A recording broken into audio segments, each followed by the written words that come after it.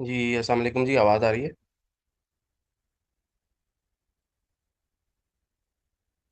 कोई क्वेश्चन है तो बताएं जी।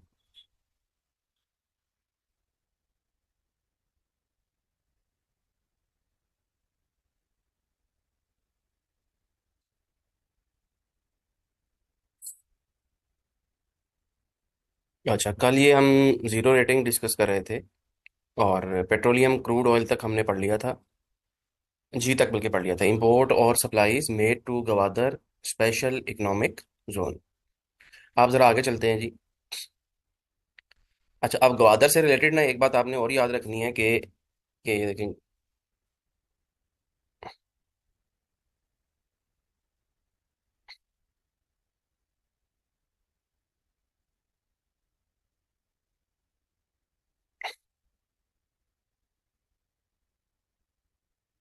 एक गवादर जो है ना स्पेशल, एक गवादर फ्री जोन,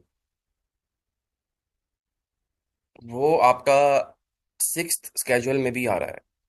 वो कौन से वाला है जी? वो गवादर फ्री जोन है। ठीक है, उन्होंने डिफरेंट एरियाज बनाए हुए हैं। कोई गवादर एक्सपोर्ट प्रोसेसिंग जोन है, कोई फ्री जोन है, कोई स्पेशल जोन है। तो जो गवादर फ्री जोन है, वहां पे 23 ईयर्स के लिए एग्जम्पशन है। अच्छा, इसी तरह से जो गवादर एक्सपोर्ट प्रोसेसिंग जोन है, उसको अगर आप कंस्ट्रक्शन मटेरियल सप्लाई करते हो तो वो एग्जम्प्ट है। एक्सपोर्ट प्रोसेसिंग जोन से लगता है ऐसे कि ये जीरो रेटेड होगी, तो वो एग्जम्पशन है। जबकि जो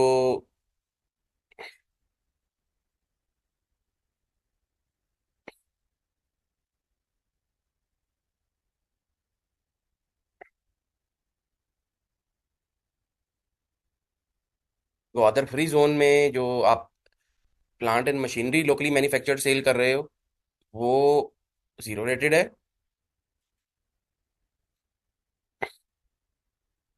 और इसी तरह से वाटर फ्री जोन में जो फर्दर मैन्युफैक्चरिंग के लिए सेल कर रहे हो, वो भी जीरो रेटेड है, रॉ मटेरियल वगैरह। ठीक है जी, क्या क्वेश्चन है जी, बताएं।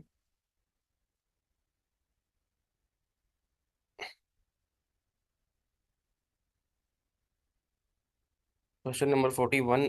अच्छा, एक सेकंड जी।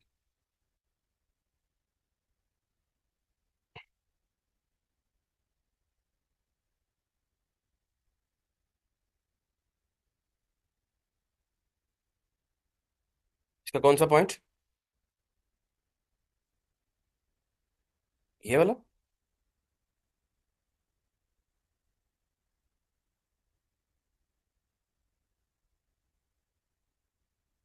41 का थर्ड पार्ट तो ये आ रहा है। अच्छा, बी में है।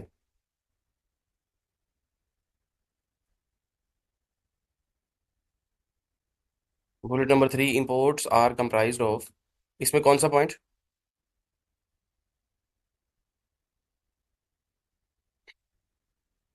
25 heavy motor bikes in completely built unit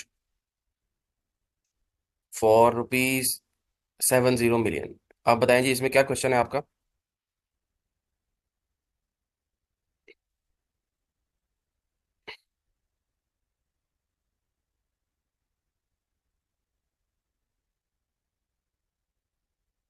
3% apparently तो लगना चाहिए इसके ऊपर। जो कल हमने एग्जाम्पशंस पढ़ी थी 3% की, वो तो 850 सीसी से बिलो पे थी या इलेक्ट्रिक व्हीकल्स पे थी।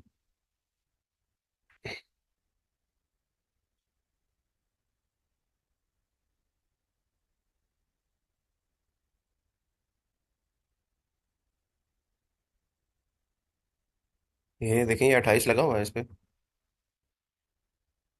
यही है ना?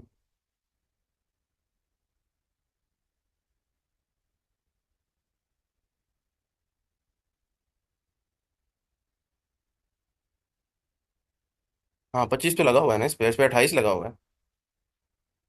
Import of 25 heavy motor bikes in CBU, 3% value addition tax is payable. ठीक है, और ये वैल्यू थी 0.7 मिलियन ईच। इसको मल्टीप्लाई कर लो 25 से तो ये आ जाएगा।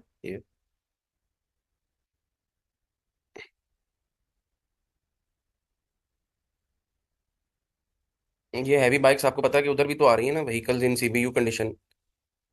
तो इसलिए इस पे 18 की बजाय 25 लगेगा। जी, आगे चलें जी।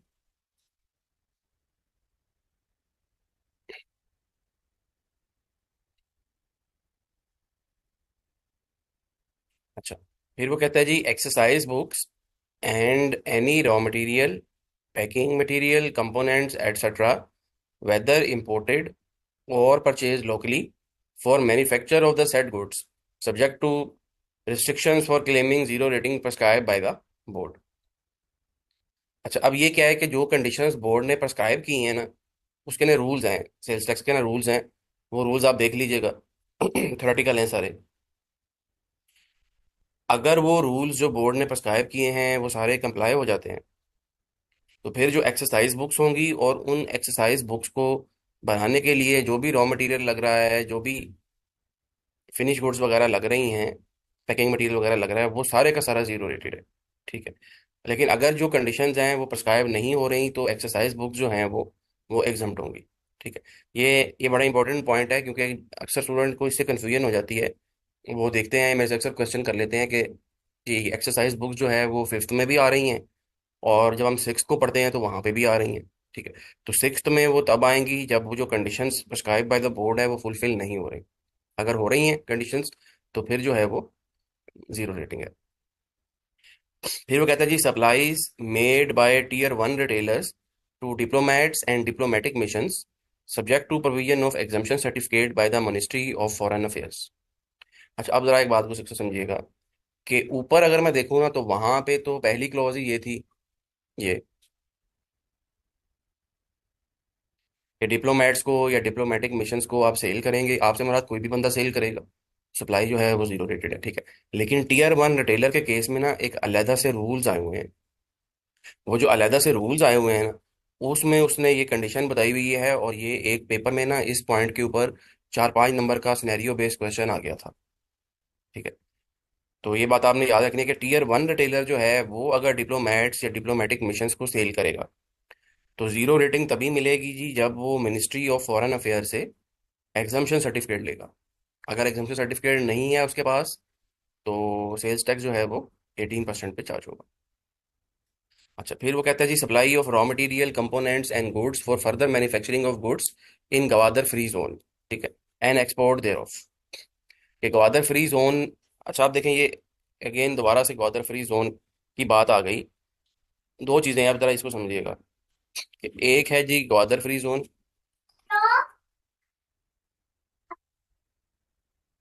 यहाँ पे उसने बताया कि जो भी बिजनेस यहाँ पे सेटअप होगा ना, ये इसकी जो इनकम है या सेल्स टैक्स है वो 23 ईयर्स के लिए एग्जम्प्ट है, provided sale is within free zone. अच्छा, उसके बाद वो ये कहता है कि ग्वादर फ्री जोन में जो बंदा बैठा हुआ है उसको फर्दर मैन्युफैक्चरिंग के लिए आप किसी किस्म का भी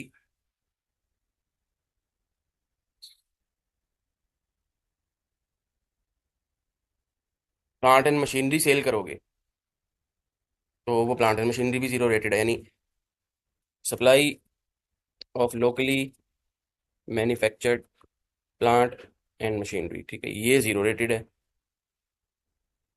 और फिर नीचे जाके क्या कह रहा है जी कि आप कोई भी रॉ मटेरियल सेल करो या कंपोनेंट सेल करो या कोई फिनिश गुड सेल करो for further manufacturing of goods in Gwadar free zone and export दे रहे हो, तब भी वो जीरो रेटिंग है। ठीक, यानी प्लांट एंड मशीनरी सेल करो या रॉ मटेरियल सेल करो फॉर फर्दर मैन्युफैक्चरिंग, कहाँ पे सेल करो जी? उस बंदे को जो ग्वादर फ्री जोन में बैठा हुआ है। ठीक है। उसकी अपनी इनकम जो है या उसकी अपनी जो सेल्स टैक्स है उसकी एग्जम्पशन है, लेकिन जो उसके इनपुट्स होंगे वो जीरो रेटेड है।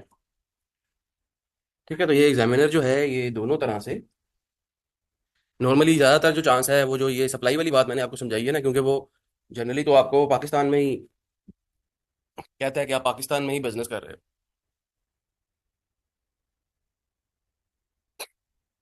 अच्छा, आईफोन ज़रा आप जो चीज़ें पहले हम पढ़ रहे हैं पहले वो ज़रा कंप्लीट कर लें, फिर आप क्वेश्चन कीजिएगा जी।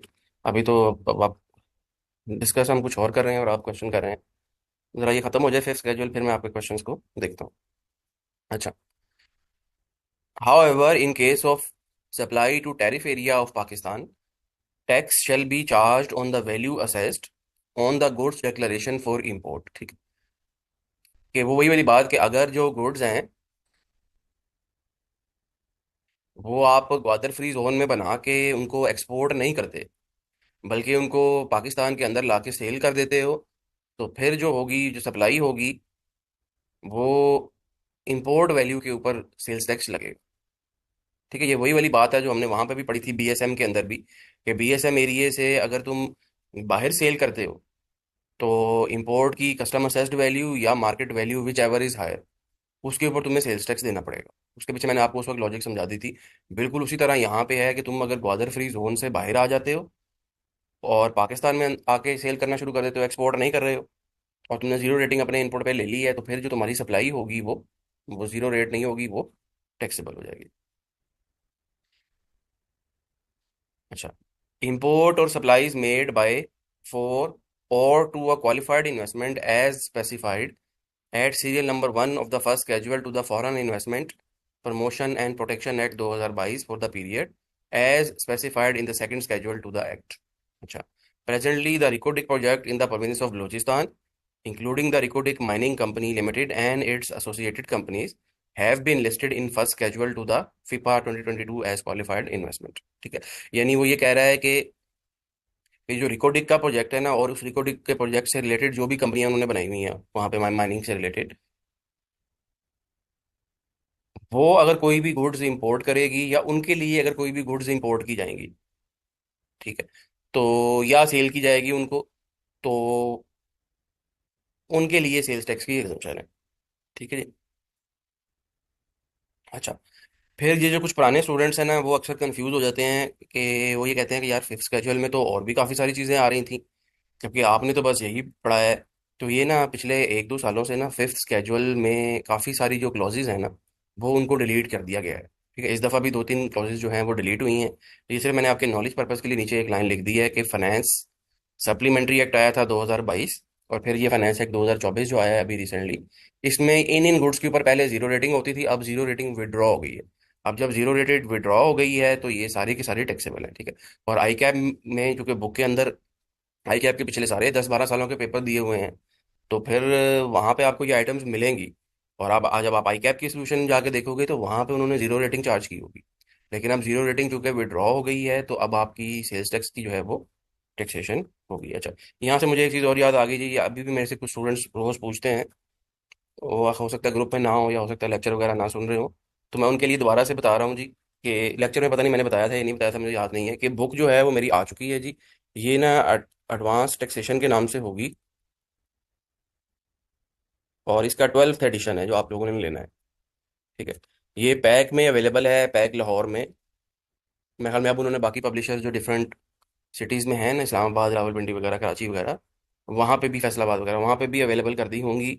अगर आपको नहीं पता चल रहा कि कहाँ से मिलेगी, तो मैं ये नंबर शेयर कर रहा हूँ जी, ये पैक में ना उनके जो बुक सेलर है वो है जी हबीबुल्ला के नाम से।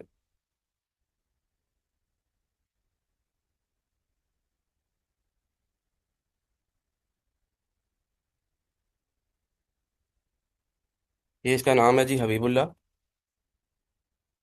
इसको आप कॉल करके कंफर्म कर लें, ये डिलीवरी भी महल में कर रहे हैं, अगर आप बाहर बैठे हुए हैं पाकिस्तान से बाहर या लाहौर से बाहर हैं तो ये डिलीवरी भी कर देते हैं, और अगर आप विद इन लाहौर हैं तो वो आपको बता देगा कि आसपास कहाँ से आप वो बुक परचेज कर सकते हैं। ठीक है, अच्छा अब मैं वापस आ जाता हूँ। तो ये वाली जो आप सप्लाईज है ना, पहली क्या है जी, supply to duty free shops, supply of locally manufactured plant and machinery to manufacturer in EPZ, ये मैंने कल भी बता दिया था। Bicycles and all raw material used for its manufacturing, supply, repair, and maintenance of any shape of a gross tonnage of greater than 15 LDT or not used for recreational purpose, fat filled milk, preparation suitable for infants, यानी वो बच्चों का जो दूध होता था, जैसे BF1 है, BF2 वगैरह है, local supplies of raw material, components, plant and machinery to exporters registered under the export facilitation scheme. ठीक है, अगर आप ऊपर जाके देखें, ये भी इस दफ़ा चेंज आई है बजट में, और ये बड़ी इंपॉर्टेंट है कि जो बंदा ईपीजेड में रजिस्टर्ड है या गवादर फ्री जोन में रजिस्टर्ड है, उसको फर्दर मैन्युफैक्चरिंग के लिए अगर आप गुड्स सेल कर रहे हो, कोई भी गुड्स, चाहे वो रॉ मटेरियल है चाहे वो कंपोनेंट्स हैं, वो जीरो रेटेड है।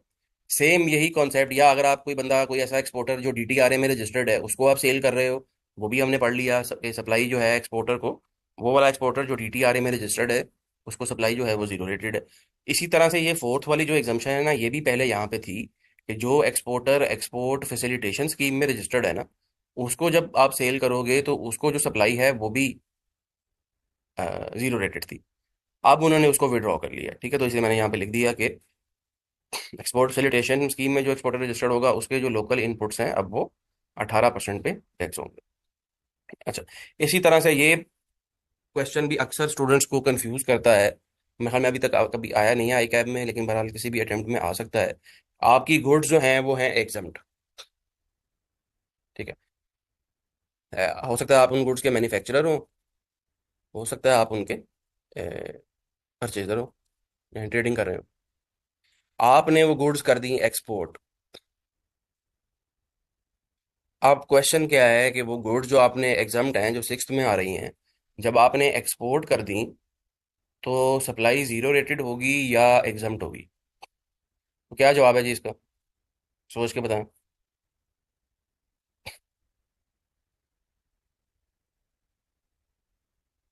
वो जीरो रेटेड नहीं होगी जी, वो एग्जाम्प्ट ही कंसिडर होगी, एग्जाम्प्ट एग्जाम्प्ट। ये ना पहले, यहाँ इसके ऊपर हो सकता है कंफ्यूजन हो जाए, ये ना पहले फिफ्थ स्केड्यूल में ये वाली क्लॉज भी दी हुई थी कि जो एग्जाम्प्ट गुड्स है ना, उनको अगर आप एक्सपोर्ट कर दोगे तो सप्लाई जीरो रेट हो जाएगी। जब जीरो रेट हो जाएगी तो फायदा क्या होगा कि उन एग्जाम गुड्स को बनाने पे जो इनपुट आपका लगा हुआ है उसका आपको रिफंड मिल जाएगा, ठीक है। अब उन्होंने वो वाली क्लॉज जो है, अब नहीं, वो जो मैंने इसमें ये वाला रेफरेंस दिया हुआ है ना, फाइनेंस सप्लीमेंट्री एक्ट 2022 का, उसमें उन्होंने इस क्लॉज को भी विड्रॉ कर दिया है, ये वाली। कॉन्सिक्वेंटली अगर आप एग्जाम गुड्स को अब एक्सपोर्ट करोगे तो सप्लाई जो है वो एग्जाम्ट ही रहेगी। ये बात मैंने ये लिखी हुई है।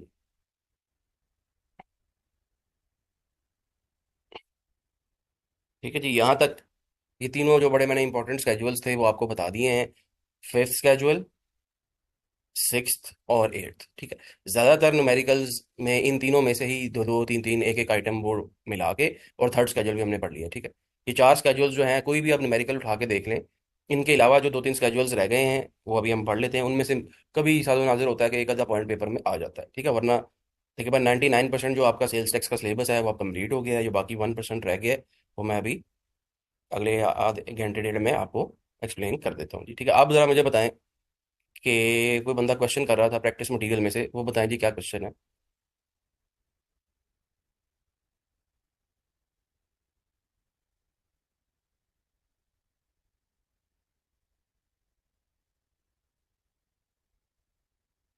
जी पता नहीं, कोई लैपटॉप लैपटॉप कह रहा हूँ क्या, आईफोन के नाम से कोई बंदा था जो क्वेश्चन कर रहा था जी। आईफोन आप हैं ऑनलाइन?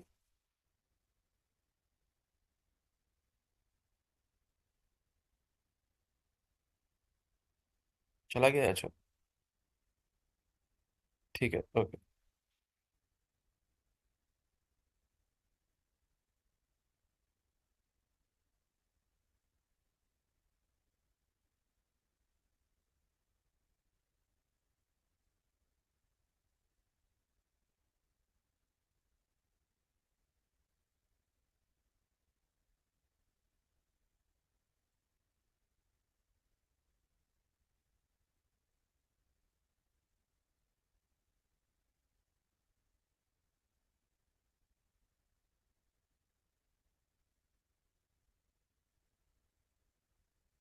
अच्छा, एक सेकंड जी, मुझे सिर्फ एक मिनट दे दीजिएगा। ये अभी किसी ने एक क्वेश्चन किया है तो वहां से मुझे ये याद आ गया है एक पॉइंट, और ये बताने वाला है, इसलिए मैं इसको ओपन कर रहा हूँ कि 40 का बी पार्ट।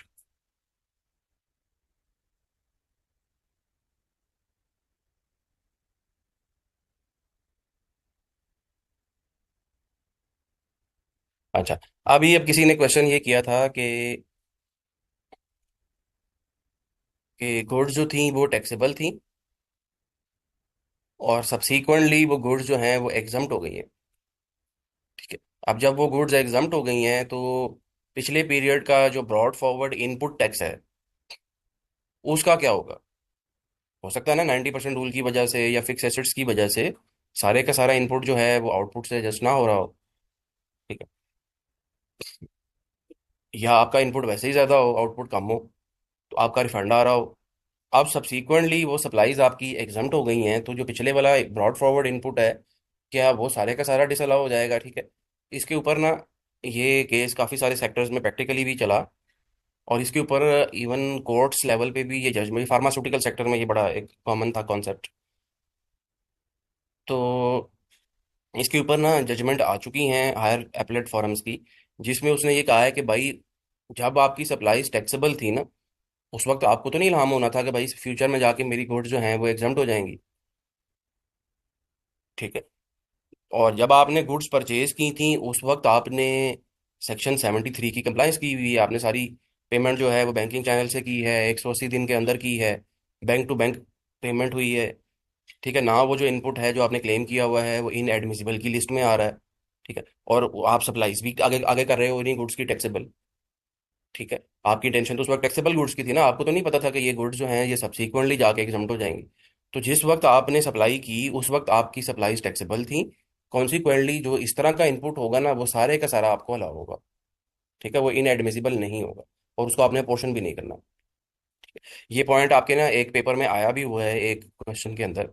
ये वाला क्वेश्चन है जी, हीट वेव पाकिस्तान के नाम से, और इसमें ये पॉइंट है। ये input tax carried forward from previous tax period is rupees 14 million, which includes rupees 5 million in respect of auto parts that were taxable but became exempted through a notification issued by the FBR in the current tax period। ठीक है। और जब इसके आप solution पे जाएंगे, इसमें आई cap के एग्जामिनर ने भी यही कमेंट दिया था जो मैंने आपको अभी एक्सप्लेन किया है। और सोल्यूशन में जब आप जाएंगे तो आप देखेंगे कि ब्रॉड फॉरवर्ड जो है ये उसने सारे का सारा क्लेम किया हुआ है। ठीक है। और ब्रॉड फॉरवर्ड को मैंने आपको पहले भी बताया था कि ब्रॉड फॉरवर्ड को अपोर्शन नहीं करते। ठीक है। इसलिए पहले आपने फॉर द ईयर का इनपुट लेना है जैसे इसने लिया हुआ है, फिर उसको अपोर्शन करना है। उसके बाद जो आपका एडमिसिबल इनपुट बचेगा उसमें ब्रॉड फॉरवर्ड इनपुट को ऐड कर लेना। ठीक। तो ऐसे उसने ये प्रेजेंटेशन उसकी की हुई है। ठीक। इसके अलावा और बताएं जी, कोई क्वेश्चन है किसी का भी?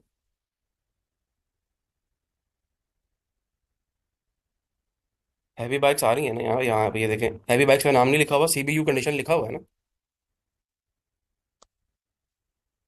भी उस दिन तो देखा हमने ये बात। ये देखें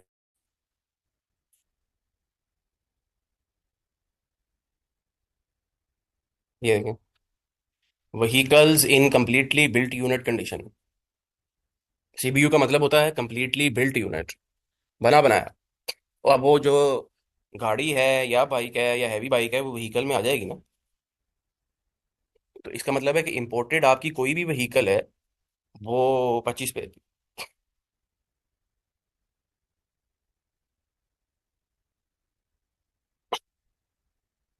अच्छा आगे चलते हैं जी अब।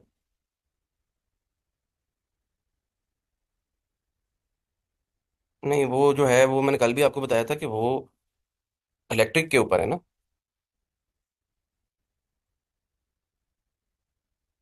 थ्री व्हीलर इलेक्ट्रिक रिक्शा या लोडर, इलेक्ट्रिक मोटरसाइकिल्स, सॉरी ये तो ये ये इलेक्ट्रिक व्हीकल्स हैं, ये भी इलेक्ट्रिक व्हीकल्स हैं। तो ये इलेक्ट्रिक गाड़ियों पे है ना, ये हैवी बाइक पे तो नहीं होगा। हैवी बाइक इलेक्ट्रिक तो नहीं होती ना, वो तो नॉर्मल फ्यूल वगैरह पे चलेगी ना।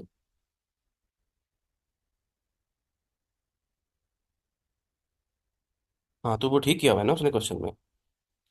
हैवी बाइक जो है वो इलेक्ट्रिक गाड़ी नहीं होती।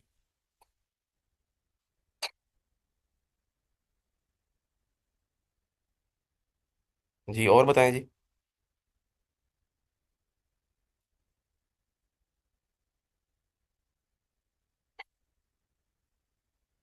अच्छा अब मैं वापस आ जाता हूँ जी।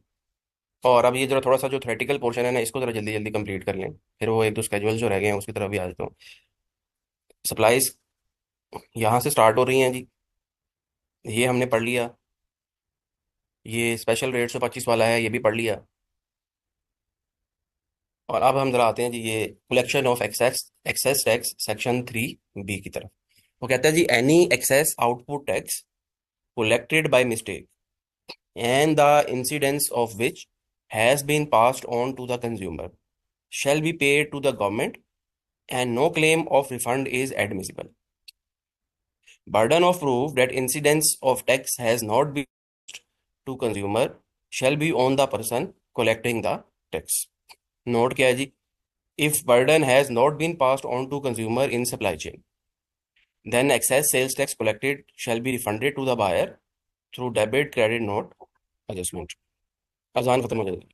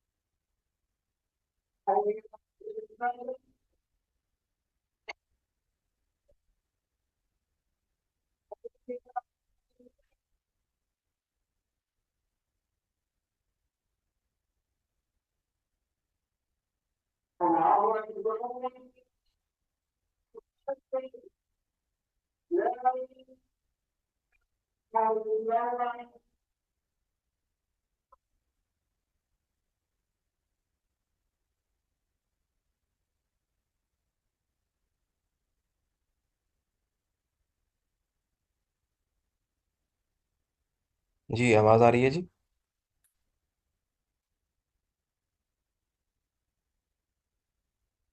अच्छा, अब मैं अगर आपको ये सेक्शन 3 भी समझाता हूँ, ये भी बड़ा इंपॉर्टेंट है और कई दफ़ा एग्जामिनर इसको पेपर में टेस्ट कर चुका है। वो कह रहा है भाई आपने ना एक्साइज टैक्स कलेक्ट कर लिया, कैसे कर लिया है? मिसाल के तौर पे एक मैन्युफैक्चरर है जी, उसने आपको सेकंड हैंड क्लोथिंग सेल की, second hand and worn clothing, और बजाय इसके कि वो आपको 5% सेल्स टैक्स चार्ज करता, उसने 18% चार्ज कर दिया। ठीक है, किसको सेल किया जी? डीलर को किया। ऐसा हो जाता है क्योंकि आपको पता है कि हमारा लॉ कितना कॉम्प्लेक्स है, आपने खुद ही से देख लिया कि कितने रेट्स दिए हुए हैं। बजाय इसके कि एक सीधा सा रूल रखा जाए, ये सारी एग्जाम्शनें वगैरह खत्म की जाएं और सीधा सीधा 18% रेट होना चाहिए सारी आइटम्स के ऊपर। ठीक है, ये तो नहीं होना चाहिए ना कि जिसको आपकी मर्जी है, जिसको चाहें आप उनको प्रेफरेंशियल ट्रीटमेंट दे दें, डिस्क्रिमिनेशन दिखा दें, और जिनको चाहें आप वो 18% लगा दें, किसी को चाहे 5 लगा दें, किसी को चाहे 2 लगा दें, किसी को चाहे 10 कर दें। सीधा सीधा रूल होना चाहिए। मामा सवाए 4 5 10 आइटम जो आपकी एसेंशियल आइटम्स है ना, जैसे आटा है, गंदुम है, चले चीनी अगर ये एसेंशियल नहीं है लेकिन हमारे पाकिस्तान में एसेंशियल कंसिडर की जाती है। ठीक है, इस तरह की जो चीज़ें हैं, फर्टिलाइजर के ऊपर बहस हो सकती है कि ये एसेंशियल है या नहीं है। ठीक है, तो ये जो 4 5 6 चीज़ें हैं, इनको आप एग्जाम कर दें, उनकी एक लिस्ट दे दें, उसके अलावा ये सब खत्म करें। ये क्या ड्रामेबाजी की हुई है लॉ के अंदर? ठीक है, ये पता नहीं क्या इतना कॉम्प्लेक्स लॉ बनाया हुआ है। कोई आइटम सिक्स्थ में है, कोई थर्ड में डाली हुई है, कोई कुछ किया हुआ है, किसी को कुछ किया हुआ है। ठीक है, बाकी सीधा सीधा एक रेट लगा दें सेल्स टैक्स का सारी आइटम्स के ऊपर, रेट को कम कर दें, 18 की बजाय 15 कर दें या 13 कर दें, लेकिन कोई एग्जम्पशन नहीं होनी चाहिए, कोई रिड्यूस रेट नहीं होना चाहिए। सीधा सीधा हर बंदे के ऊपर लगाएं ताकि इक्विटेबल ट्रीटमेंट मिले सबको और सब लोग पे करें सेल्स टैक्स। भाई यहाँ पे आपको पता है कि एक पूरी पूरी लॉबी होती है, हर जो सेक्टर है ना उसकी एक पूरी लॉबी है जो वहाँ पे मिनिस्ट्री में काम करती है। उनके अपने मिनिस्टर्स होते हैं, उनके अपने वहाँ पे जो आपके सेक्रेटरीज वगैरह और जो बाकी सारे लोग हैं, अपने अपने उन्होंने भर्ती किए होते हैं, उसके अकॉर्डिंगली माना जाता है जी। तो बता मैं कह रहा था जी, वापस आ जाता हूँ इस पे, कि लॉ चूंकि हमारा बड़ा कम्प्लेक्स है तो बाज दफ़ा बंदे को गलती लग जाती है। उसको नहीं पता था कि भाई जो सेकंड हैंड क्लोथिंग है वो एट स्केजुअल में जा रही है। अभी मुझे कल ही एक बंदा मिला है जो मुझे ये बता रहा था, मैंने आपको अभी बताया ना कि वो SRO आया हुआ है 350 वाला, जिसमें 15 तक आप जब आप रिटर्न फाइल करते हो तो वो रिटर्न फाइनल नहीं होती, वो प्रोविजनल होती है। जब तक सेलर अपनी रिटर्न सबमिट ना कर दे, आपकी जो रिटर्न है वो प्रोविजनली कंसिडर की जाएगी। उसके साथ क्या हुआ कि वो उसने उसको नहीं पता था या उसके अकाउंटेंट को नहीं पता था इस तरह की चीज़, उसने 15 पे रिटर्न फाइल कर दी। ठीक है, और बाद में देखा भी नहीं रिटर्न, अपने कामों में लग गया। हुआ क्या कि उसके दो तीन सप्लायर जो थे उन्होंने रिटर्न फाइल नहीं की। अब जब उन्होंने रिटर्न फाइल नहीं की तो वो जो रिटर्न थी वो आपकी प्रोविजनल्स वाली जो है, उसमें उसने 30 तारीख के बाद उन दो बंदों का जो इनपुट था वो डिसअलाउ कर दिया। जब उन दो बंदों का इनपुट डिसअलाउ कर दिया तो डिमांड क्रिएट हो गई। फॉर एग्जांपल उन दो बंदों का जो इनपुट था वो था 50,000। अब रिक्वायरमेंट क्या है कि जो बंदे डिक्लेयर नहीं करेंगे ना 30 तक, उनका इनपुट ऑटोमेटिकली आईआरएस से आप गायब कर दिया जाएगा और आपको वो टैक्स जमा कराना पड़ेगा। ठीक है। अब वो डिमांड क्रिएट हो गई, उनको पता भी नहीं था। अब जब डिमांड क्रिएट हो गई उन्होंने जमा नहीं कराई, उनको पता ही नहीं चला। आपने तो हुआ क्या कि इसका मतलब ये हुआ कि आपने अपनी सेल्स टैक्स की रिटर्न फाइल नहीं की। इस तरह मेरे ख्याल में उन्होंने 2 महीने ऐसे किया है या 1 महीना ऐसे किया है। पर आपको पता है कि लॉ में क्या लिखा हुआ है? लॉ में अगरचे 2 महीने का टाइम है कि 2 महीने की अगर आप कंजेक्टिव रिटर्न जमा नहीं कराएंगे तो क्या होगा? हाँ, वो इनएक्टिव हो गया सेल्स टैक्स में। अब उसको भी नहीं पता था। अब जब आप इनएक्टिव हो जाएंगे सेल्स टैक्स में, तो मुझे एक बात बताएं, सबसे मेन चीज़ क्या होगी? अभी हमने पढ़ लिया, खुद से सब बताएं, समझाएं मुझे। कि बिजली और गैस तो हर बंदा यूज़ करता है ना। हाँ। इनवाइस तो ठीक है, अगली बात है। पहले ज़रा हम कॉस्ट की बात कर लेते हैं ना। आपको एक्स्ट्रा कॉस्ट जो पड़ेगी वो क्या पड़ेगी? हाँ, बिजली के बिल के ऊपर फर्दर टैक्स लगेगा 4%। ठीक है। आगे इतनी बिजली महंगी है। कमर्शियल तो मेरे ख्याल में ऑलरेडी शायद 100 रुपये के करीब है यूनिट। फर्दर टैक्स लगेगा। फिर इसके अलावा एक चीज़ और मैंने आपको पढ़ाई थी, वो क्या थी जी? वो भी सोच के ज़रा बताएं। फर्दर के अलावा भी एक टैक्स लगता है। अगर आपका कमर्शियल मीटर है या इंडस्ट्रियल मीटर है, यानी आप रिटेलर हो या मैन्युफैक्चरर हो, तो एक टैक्स और भी लगता है। वो कौन सा है? विदहोल्डिंग नहीं, विदहोल्डिंग तो बात की बात है ना। हाँ जी, एक्स्ट्रा टैक्स। तो पढ़ाया था ना आपको, 5% से स्टार्ट होता है और 18% तक जाता है। हम्म। तो अब आपको पता है, बड़ी बड़ी तो क्या, आजकल तो जो मीडियम लेवल पे और छोटे लेवल पे बंदे काम कर रहे हैं उनका भी लाख लाख 8 8 लाख 10 10 लाख का बिल आ जाता है बिजली का या गैस का। तो उनको 18% एक्स्ट्रा टैक्स भी लग गया है। तो 18 + 4 22% की एक्स्ट्रा जो कॉस्ट है, वो बैठे बैठे ही उसको बेचारे को बिजली के बिल पे और गैस के बिल पे पड़ गई। ठीक है। बाद में उसके अकाउंटेंट ने जाके चेक किया और उसको पता चला कि भाई ये तो इस तरह की कोई ड्रामेबाजी भी हुई हुई है एफबीआई की तरफ से। ठीक है, जो एसआरओ आया हुआ है। ठीक है, फजूल एसआरओ है, आपको पता ऑब्वियसली। जानबूझ के लॉ को कॉम्प्लेक्स किया जा रहा है। और इनकी कोशिश यही है कि वो ज़्यादा से ज़्यादा कॉम्प्लेक्स करें। रीज़न भी मैंने आपको एक बात बता दी कि हर बंदे के वेस्टेड इंटरेस्ट हैं। प्लस फ्रेंकली स्पीकिंग, ये जितने भी बड़े बड़े टैक्स के कंसल्टेंट्स हैं पाकिस्तान में, इनके भी वेस्टेड इंटरेस्ट है। ठीक है, गवर्नमेंट के अंदर। तो वो ये चाहते ही नहीं है कि लॉ सिंपल हो। और लॉ सिंपल होगा तो इनकी अपनी जो दुकानदारी है वो बंद हो जाएगी। ठीक है। ये जो टैक्स कंसल्टेंट्स की मैं बात कर रहा हूँ, इसमें ऑब्वियसली जिन सीए फर्म्स में आप आर्टिकल करते हैं या जॉब करते हैं वो भी वही शामिल है ऑब्वियसली। चलें जी, आगे चलते हैं। तो अब मैं वापस आ जाता हूँ, जब टाइम ज़रा हमारे पास कम है। कि मैन्युफैक्चरर ने डीलर से 5 की बजाय 18% टैक्स ले लिया। ठीक है, यानी 13% जो है वो एक्साइज कलेक्शन हो गई। अब क्या होगा? उसने सीधा सा रूल बता दिया है, अगर तो डीलर के पास ही पड़ा हुआ है वो सामान, डीलर ने आगे वही सेकेंड हैंड क्लोथिंग 18% पे सेल कर दी, आगे फॉर एग्जांपल एंड यूजर को या रिटेलर को कर दी। ठीक है। या वो स्टॉक जो है वो डीलर के पास ही पड़ा हुआ है, उसने नहीं बेचा। दो चीजें हो सकती हैं ना। अगर तो आगे सेल कर दी हैं, इसका मतलब है इंसिडेंस पास ऑन हो गया, यानी उसने 18 दिया और आगे से भी 18 ले लिया। इंसिडेंस पास ऑन हो गया। ठीक है। अब क्या होगा? अब ये जो 13 मैन्युफैक्चरर ने एक्सेस कलेक्ट किया हुआ है ना, ये एफबीआर को पे होगा। लेकिन अगर इंसिडेंस आगे पास ऑन नहीं हुआ, मतलब ओके, वो जो गुड्स 18% वाली थी सेकंड हैंड क्लोथिंग वाली, वो डीलर के पास ही पड़ी हुई है, स्टॉक के अंदर पड़ी हुई है। अब उसने क्या कहा है भाई, उसको वापस कर दो। और उसको वापस करने का तरीकाकार क्या होगा? यानी उसको वो जो 13% आपने एक्साइज सेल्स टैक्स कलेक्ट किया है वो वापस कर दो। ठीक है। और उसको वापस करने का तरीकाकार डेबिट क्रेडिट नोट। ठीक है, ये बात मैंने ये नोट में लिखी हुई है, ये वाली। यहाँ तक बात समझ आ गई है जी? आगे चले।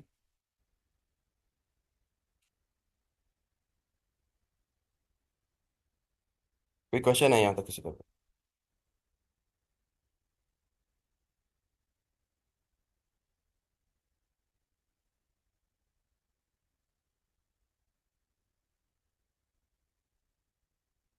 आपसे कोई एक्साइज टैक्स ले लिया, आप एंड यूजर हो ना?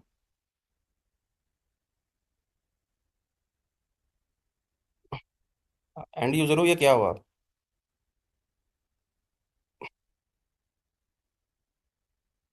बताएं जी, क्या है अहमद?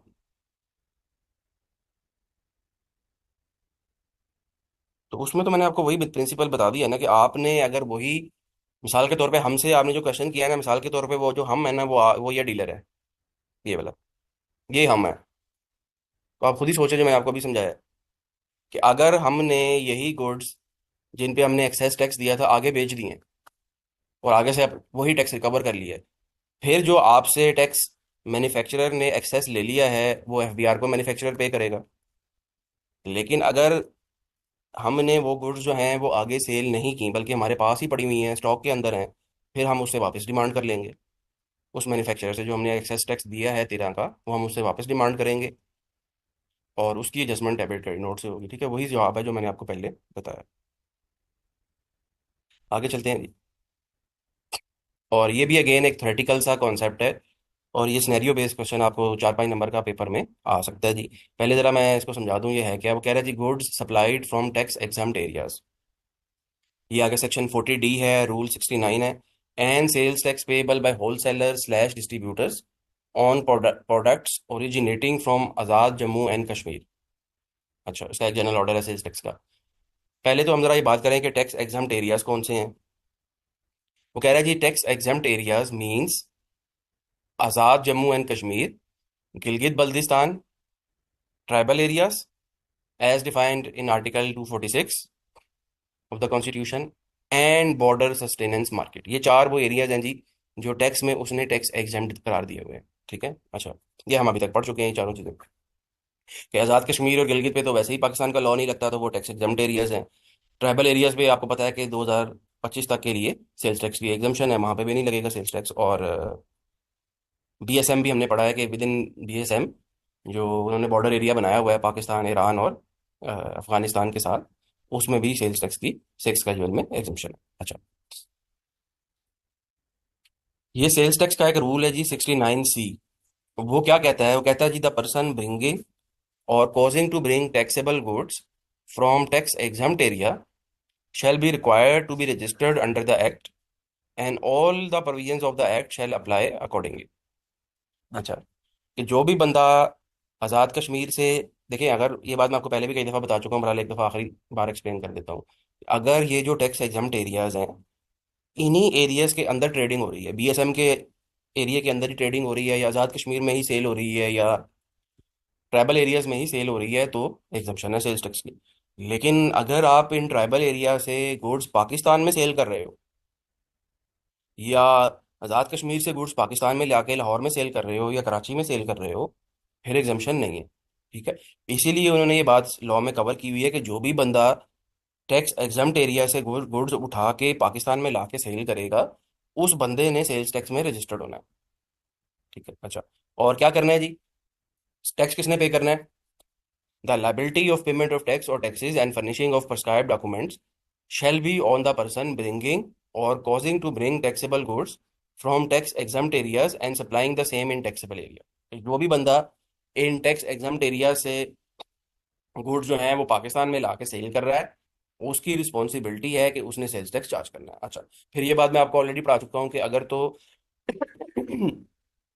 एक नॉर्मल रूल तो यही है कि टैक्स एग्जेम्प्ट एरिया से अगर आप पाकिस्तान में सप्लाई करोगे तो सेल्स टैक्स का जो रेट है वो 18 होगा ना। अलबत्ता फाटा और पाटा जो कि ट्राइबल एरियाज में आते हैं, फाटा और पाटा से अगर आप सप्लाई करोगे पाकिस्तान के अंदर, तो सेल्स टैक्स का जो रेट है वो 16 हो जाएगा। 8 स्केड्यूल में रिड्यूस रेट है।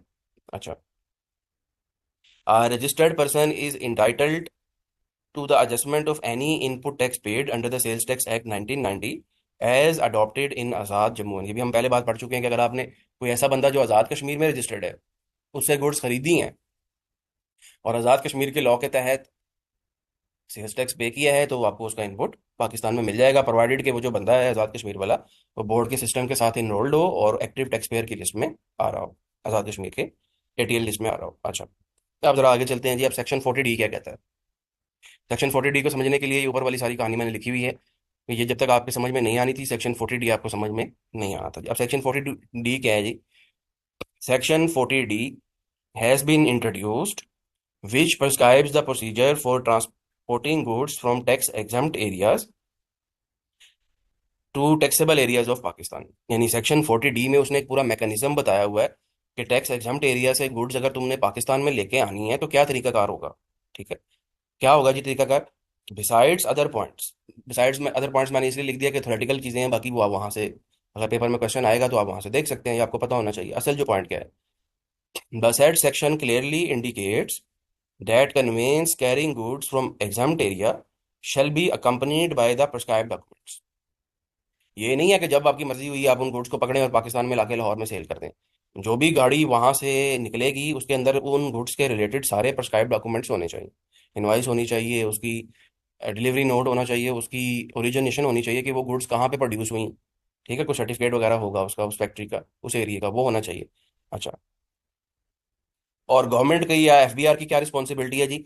N RTOs, RTO mean regional tax office, Shall shall establish checkpoints on routes originating from tax exempt areas। के जो भी रास्ते आज़ाद कश्मीर, गिलगित और फटापाटा वगैरह या बीएसएफ के रास्ते में आ रहे हैं ना, वहां पे चेक पोस्टें बनानी है आपने। और उन चेक पोस्टों पे क्या होगा जी, for examining goods and documents and in the absence of prescribed documents vehicle carrying goods will be seized. वो चेक पोस्टें बनाई जाएंगी और उन चेक पोस्टों पे ये सारे डॉक्यूमेंट्स चेक किए जाएंगे। ठीक है, अगर वो डॉक्यूमेंट्स उन गाड़ियों के अंदर ना हुए जो हमने प्रिस्क्राइब किए हैं तो गाड़ियां आपकी सीज हो जाएंगी। ठीक है, लोग पता क्या करते थे, वो ये पाकिस्तानियों ने ये दो नंबरियां शुरू कर दी थी, स्पेशली ट्राइबल एरिया में ना, ये जो स्टील के मैन्युफैक्चरर है ना ये बहुत दो नंबरी करते हैं। ये क्या करते हैं कि ट्राइबल एरिया में जाके स्टील की मैन्युफैक्चरिंग करते हैं। ठीक है, वहां पे एग्जम्पशन है, वहां पे सेल्स टैक्स नहीं लगता। ठीक, और उसके बाद वही जो सरिया है या वही जो आयरन है, स्टील वगैरह, वो पाकिस्तान में लेके आ जाते हैं और यहाँ पे लाके सस्ता बेच देते हैं। उनको फिर कंपेटिटिव एज मिल जाता है ना। कैसे एज मिल जाता है कि भाई इन्होंने तो सस्ता बेच, इन्होंने तो टैक्स कोई नहीं देना। ठीक है, जबकि जो जो बंदा पाकिस्तान में स्टील की फैक्ट्री लगा के बैठा हुआ है, उससे आप इनपुट पे भी टैक्स लेते हो, आउटपुट पे भी लेते हो। ठीक है, तो इसलिए उन्होंने कहा है कि भाई ये जो इस तरह से टैक्स की अवॉइडेंस हो रही है ना, या इवेजन कहते हैं इसको, ये अवॉइडेंस भी नहीं है, ये इवेजन है। इवेजन इसलिए है कि लॉ में बड़ा क्लियरली लिख दिया है कि अगर गुड्स टैक्स एग्जम्प्ट एरिया से पाकिस्तान में आएंगी तो सेल्स टैक्स लगना है। लेकिन चूंकि चेक करने वाला कोई नहीं है, कोई पूछने वाला नहीं है, तो वो डिफरेंट रास्तों से होते हुए वो गुड्स जो हैं वो यहाँ पे आ जाती हैं पाकिस्तान में और बिकती हैं दुकानों पे। ठीक है, तो इसलिए उन्होंने कहा कि भाई चेक पोस्टें लगाई जाएंगी और जो जो डॉक्यूमेंट्स हमने कहे हैं किसी भी गाड़ी में अगर वो डॉक्यूमेंट्स ना हुए तो गाड़ी सीज हो जाएगी। अच्छा, फिर इसी तरह ना ये आज़ाद कश्मीर में एक नोटिफिकेशन था जिसको लोग गलत यूज़ कर रहे थे। ये नोटिफिकेशन क्या कहता है आज़ाद कश्मीर का, ये नोटिफिकेशन ये कहता है कि जो भी गुड्स आज़ाद कश्मीर में मैन्युफैक्चर हुई हैं ना, मास वाए कुछ आइटम्स के, वो सारी की सारी एग्जम्प्ट है। ठीक है, यानी आज़ाद कश्मीर में इनकरेज करने के लिए कि लोग ज़्यादा से ज़्यादा मैन्युफैक्चरिंग करें, उन्होंने मैन्युफैक्चरर्स को एग्जम्पशन दी हुई है। ठीक है, अच्छा अगेन अब लोग वही काम करते थे कि गुड्स जाके आज़ाद कश्मीर में मैन्युफैक्चर करते थे और फिर वहां से गुड्स जो है ना यहाँ पे लाहौर में लाके सेल कर देते थे।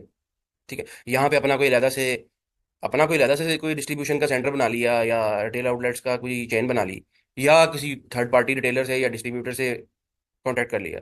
ठीक है, उसको भेज देते थे, वो यहाँ पे लाहौर में आके सेल कर देता था और कहता था कि भाई गुड्स तो आज़ाद कश्मीर में मैन्युफैक्चर हुई हैं और आपने खुद वहाँ के लॉ में लिखा हुआ है कि वो गुड्स जो हैं वो एग्जम्प्ट है। ठीक है, उसको ये एफबीआर ने ना 2019 में, ये सेल्स टैक्स का एक जनरल ऑर्डर है जिसके थ्रू क्लैरिफाई किया है। अगेन ये पॉइंट अभी तक पेपर में नहीं आया है कैब में, ये सिनेरियो बेस्ड क्वेश्चन 4-5 नंबर का आ सकता है जी। क्या कहता है जी ये सेल्स टैक्स का general order. It is emphasised that such notification shall not apply to supplies made in Pakistan and the distributors slash dealers in Pakistan of such items originating from AJK shall charge sales tax at applicable rates and values और printed retail price in case of third schedule। वही बात जो मैंने आपको बता दी कि अगर वो डीलर्स यहाँ पे बेचेंगे उन गुड्स को तो जो भी रेट होगा उसके हिसाब से सेल्स टैक्स चार्ज करेंगे। और ये पैड़ा भी वही है कि अगर वो जो आज़ाद कश्मीर का मैन्युफैक्चरर है वो अपना कोई रिटेल आउटलेट यहाँ पे बना लेता है। ठीक है, अपने 4-5 दुकानें बना ली यहाँ पे, एक लाहौर में बना ली, एक कराची में बना ली, और वहाँ मैन्युफैक्चरिंग आज़ाद कश्मीर में कर रहा है और अपने रिटेल आउटलेट्स के थ्रू पाकिस्तान में सेल कर रहा है, तो फिर भी सेल्स टैक्स चार्ज होगा। ठीक है, ये बात सेकंड पैराग्राफ में है, ये आप पढ़ लीजिएगा यहाँ से। अच्छा जी, यहाँ तक कोई क्वेश्चन है किसी का।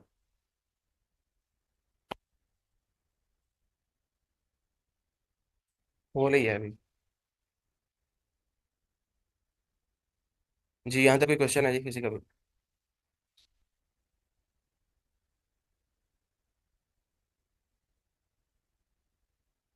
अच्छा, अब जरा मैं आगे चलता हूँ जी। और ये अगेन एक बड़ा इंपॉर्टेंट कॉन्सेप्ट है, प्रैक्टिकली ये बहुत ज़्यादा यूज हो रहा है। ये सेक्शन 40C है। अगेन ये अभी अभी तक आई कैब में नहीं आया, ये भी किसी भी अटेम्प्ट में आ सकता है अच्छा खासे नंबर का। ये है जी मॉनिटरिंग और ट्रैकिंग बाय इलेक्ट्रॉनिक और अदर मीन्स, ठीक है। इसके लिए प्रैक्टिकली जो एक नाम यूज हो रहा है ना, वो ट्रेस एंड ट्रैक का भी हो रहा है। अच्छा, अब होता क्या है कि आपको पता है कि पाकिस्तान की गवर्नमेंट ने ना, अभी जैसे मैंने आपको थोड़ी देर पहले बताया, कि यहाँ पे ना डिफरेंट प्रोडक्ट्स को ना सब्सिडीज दी हुई हैं। हर बंदे के वेस्टेड इंटरेस्ट है हर सेक्टर के। ठीक है, फर्टिलाइजर सेक्टर है या आपका सीमेंट सेक्टर है। सीमेंट सेक्टर में भी आपको पता है सब लोगों ने कार्टेल बनाया हुआ है। ठीक है, फर्टिलाइजर में भी मोर और लेस ऐसे ही है।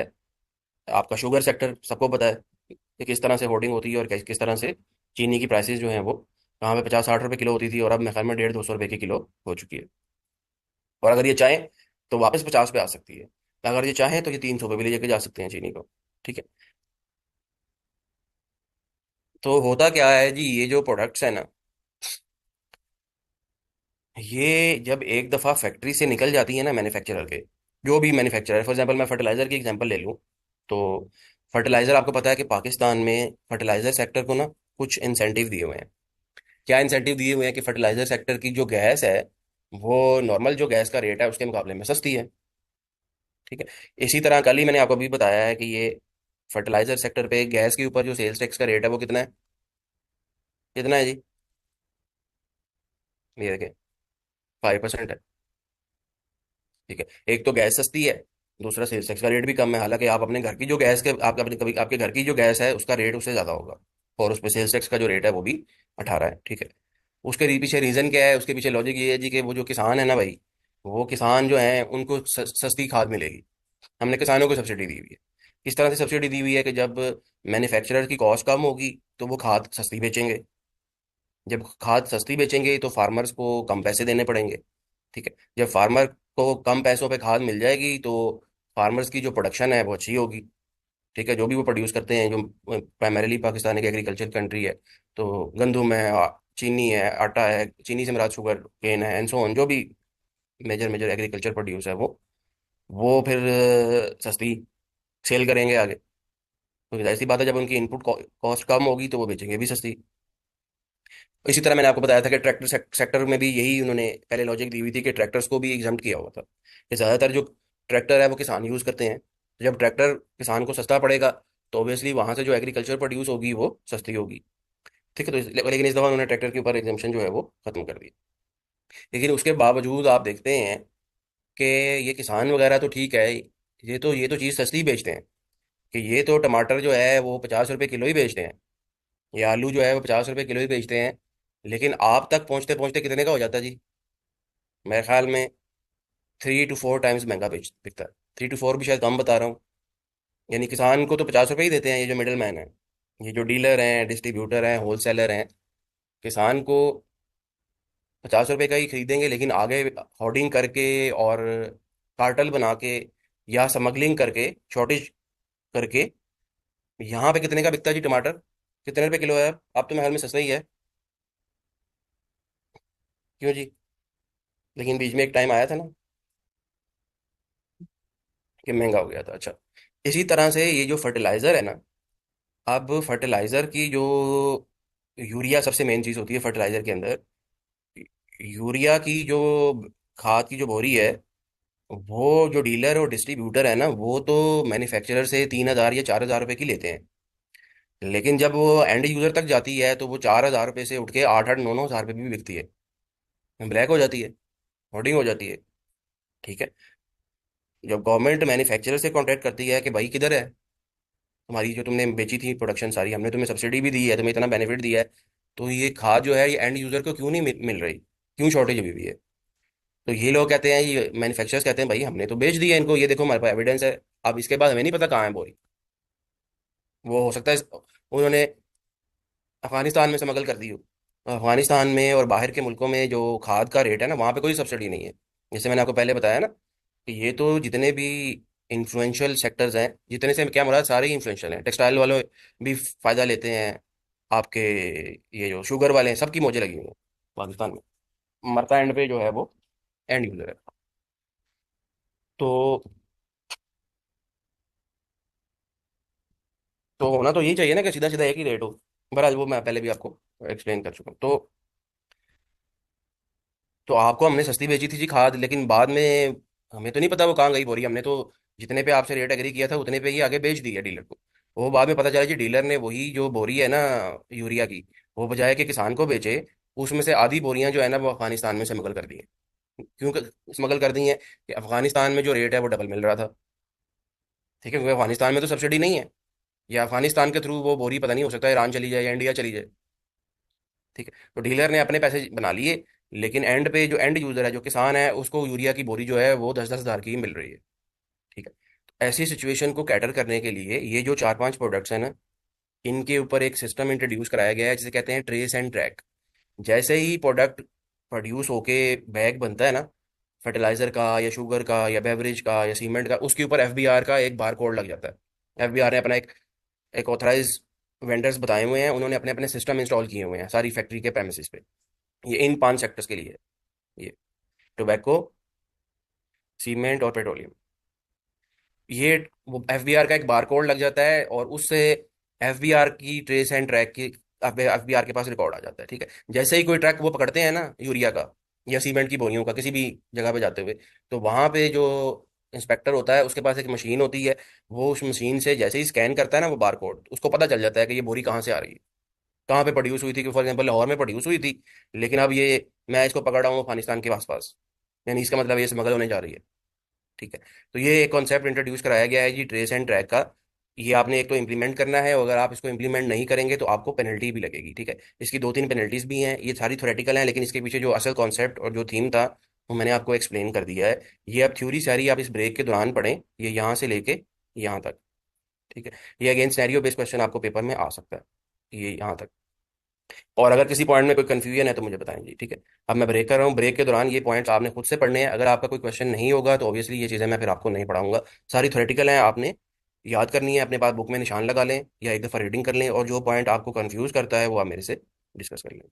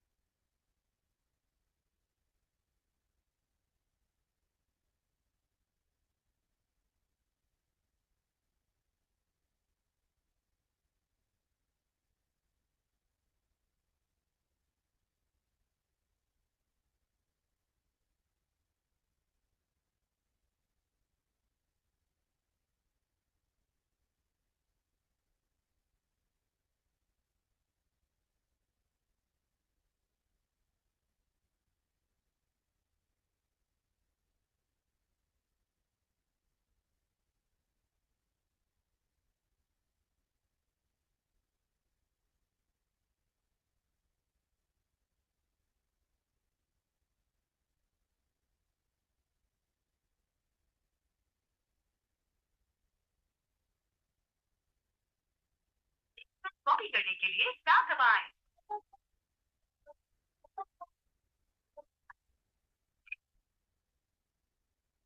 हेलो।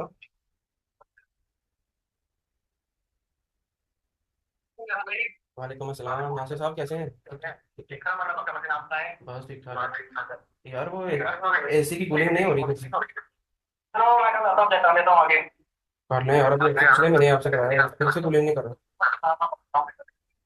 कल कितने बजे आएंगे? सुबह? चलो ठीक है। ओके, आ जाइएगा यहाँ से।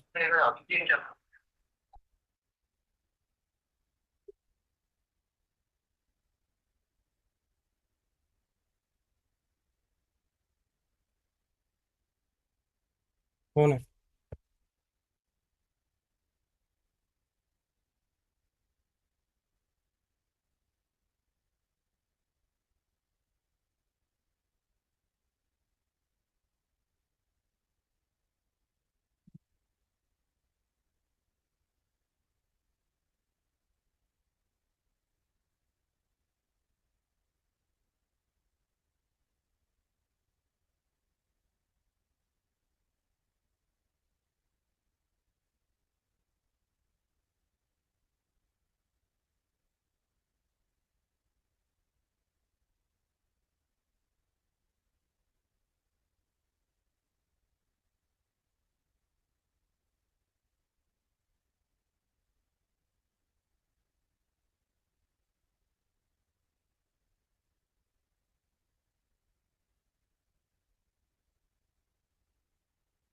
जी, आवाज़ आ रही है जी।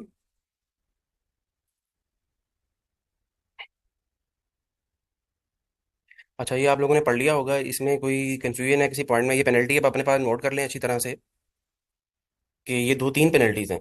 ठीक है। ये उसी को कहते हैं, स्टिकर को। FBR मैंने आपको बताया था ना, वो एक स्टिकर लगाते हैं उसके ऊपर। वो बार कोड होता है या बैंड रोल, कोई भी नाम उसके लिए यूज हो सकता है।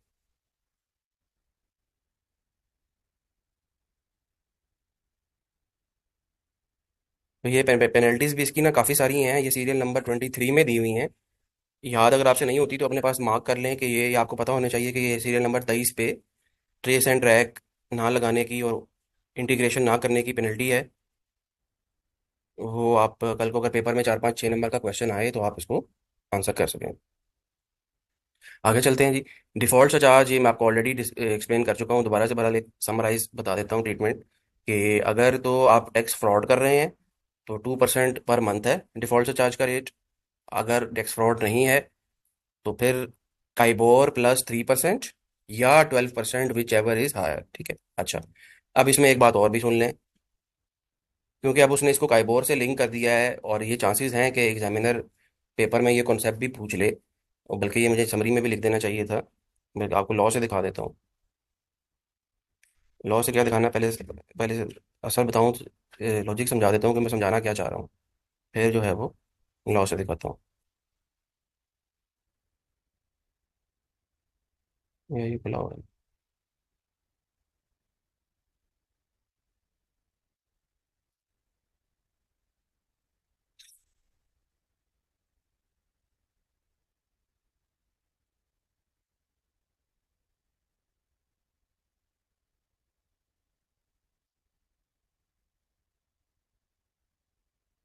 काइबोर जो होता है ना, ये स्टेट बैंक जो है वो नोटिफाई करता है, और डेली बेसिस पे ना काइबोर नोटिफाई हो रहा होता है। ठीक है। जैसे आज की डेट पे 22 अगस्त 2024 पे स्टेट बैंक की साइट से मैं आपको दिखाने लगा हूँ, काइबोर के जो रेट्स हैं वो ये दिए हुए हैं। ये तो वो कह रहा है जी, 1 वीक का जो काइबोर है वो ये है जी, 19.93 या 19.943। ठीक है, यानी 93 के ऊपर वो आपको देगा लोन, और 9.43 पे वो आपसे लोन लेगा। ठीक है। अच्छा, 2 वीक्स का काइबोर ये है, 1 मंथ का है, 3 मंथ्स का है, 6 मंथ्स का, 9 मंथ्स का, और 1 ईयर का। ठीक है, आज की डेट। अब आपका क्वेश्चन ये हो सकता है कि कौन से वाला काइबोर मैंने यूज़ करना है, या एग्जामिनर आपको कंफ्यूज करने के लिए पेपर के अंदर 1 2 नंबर के ये इस तरह का एक टेबल बना के दे सकता है कि भाई 1 वीक का काइबोर ये है, 3 मंथ्स का काइबोर ये है, 9 मंथ्स का ये है। तो कौन सा काइबोर आप यूज करोगे, ठीक है, जाहिर सी बात है आपने तो ऑफर वाला लेना है ना, जितने पे वो आपको दे रहा है। बिड और ऑफर में वो नहीं जाएगा, वो एक ही रेट देगा, लेकिन ये टेनोर का आपको पता होना चाहिए, ठीक है। इसके लिए जब मैं लॉ में जाता हूँ ना, तो लॉ में काइबोर की डेफिनेशन हम पढ़ लेते हैं क्या दी हुई है।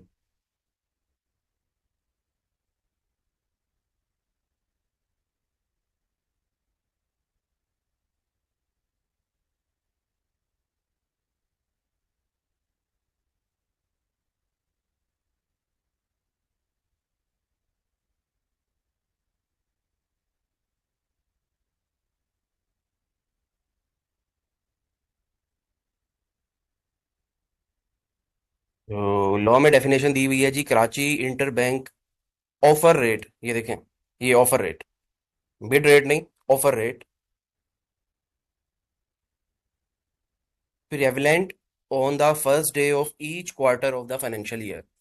यानी एक फाइनेंशियल ईयर में अगर 4 क्वार्टर हैं तो आपने कौन सा रेट यूज करना है जी? 1 जनवरी का, 1 अप्रैल का, 1 जुलाई का, और इसी तरह से 1 अक्टूबर का। और कौन से मंथ का करना है जी यूज? बताएं जी, कितने मंथ्स वाला यूज करेंगे? 3 मंथ्स वाला, ठीक है।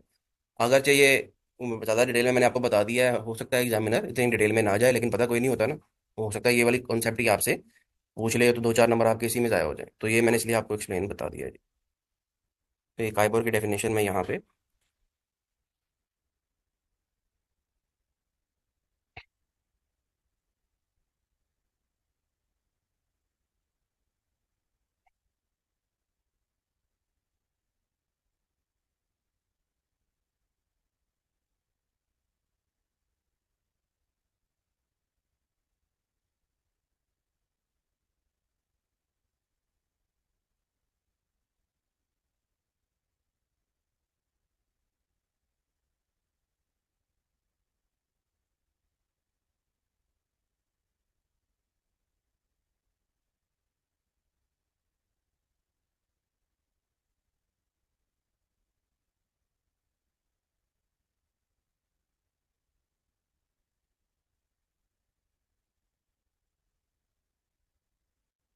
ठीक है जी, ये बात इसमें एक बताने वाली थी जो मैंने आपको बता दी, बाकी की चीज़ें मैं यहाँ पे आपको ऑलरेडी डिफॉल्ट से चार्ज वाला टॉपिक पढ़ा चुका हूँ, तो वो मैं डिटेल में आगे नहीं जाऊँगा जी। अच्छा, इसी तरह ये सॉरी, एक एक्सपोर्ट वाली भी एक बात उस वक्त मेरे जेहन में आई थी, ये मैं भूल गया हूँ, उसको भी मेरा अपडेट कर लो।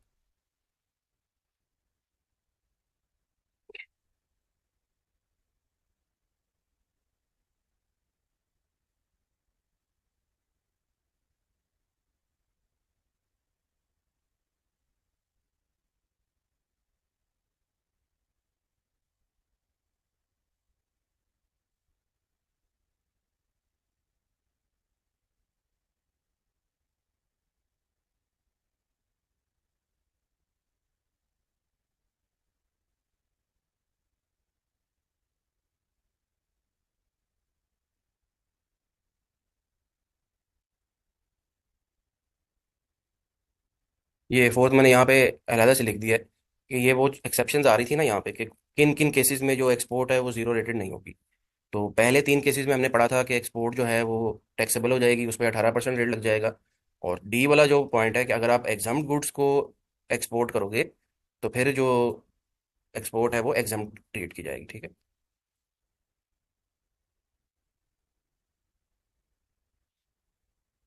आप ज़रा आगे चलते हैं।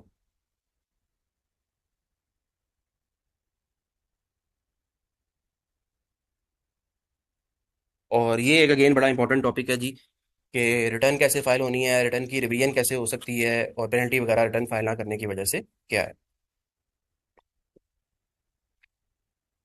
ये मुझे अच्छी तरह से याद नहीं आ रहा जी, मेरे ख्याल में मैंने नहीं पढ़ाया हुआ, लेकिन मुझे बता दें कि मैंने कहीं पहले पढ़ाया तो नहीं हुआ ये वाला, ये रिटर्न वाला। पढ़ाया हुआ है या नहीं पढ़ाया हुआ?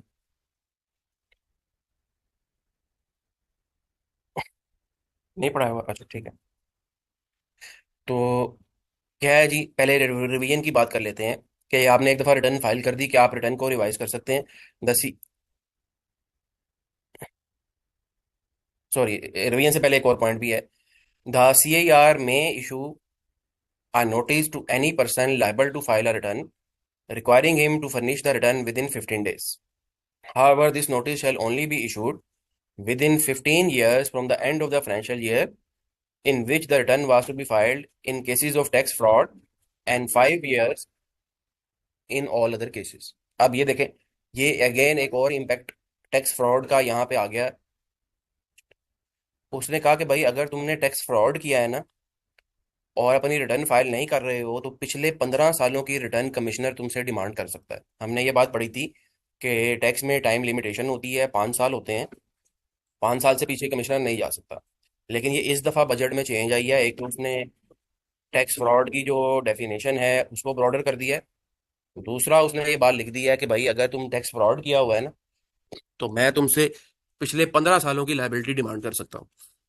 ठीक है, होता है ना कि एक बंदा है वो, ऐसे लोग आपको मिलेंगे पाकिस्तान में जिन्होंने 15 सालों से कभी कोई टैक्स नहीं दिया, सप्लाई टैक्सेबल कर रहे हैं लेकिन टैक्स 1 रुपए का नहीं देते, तो जब भी पकड़े गए पूरे पिछले 15 साल वो बराबर कर देगा। ठीक है, अच्छा।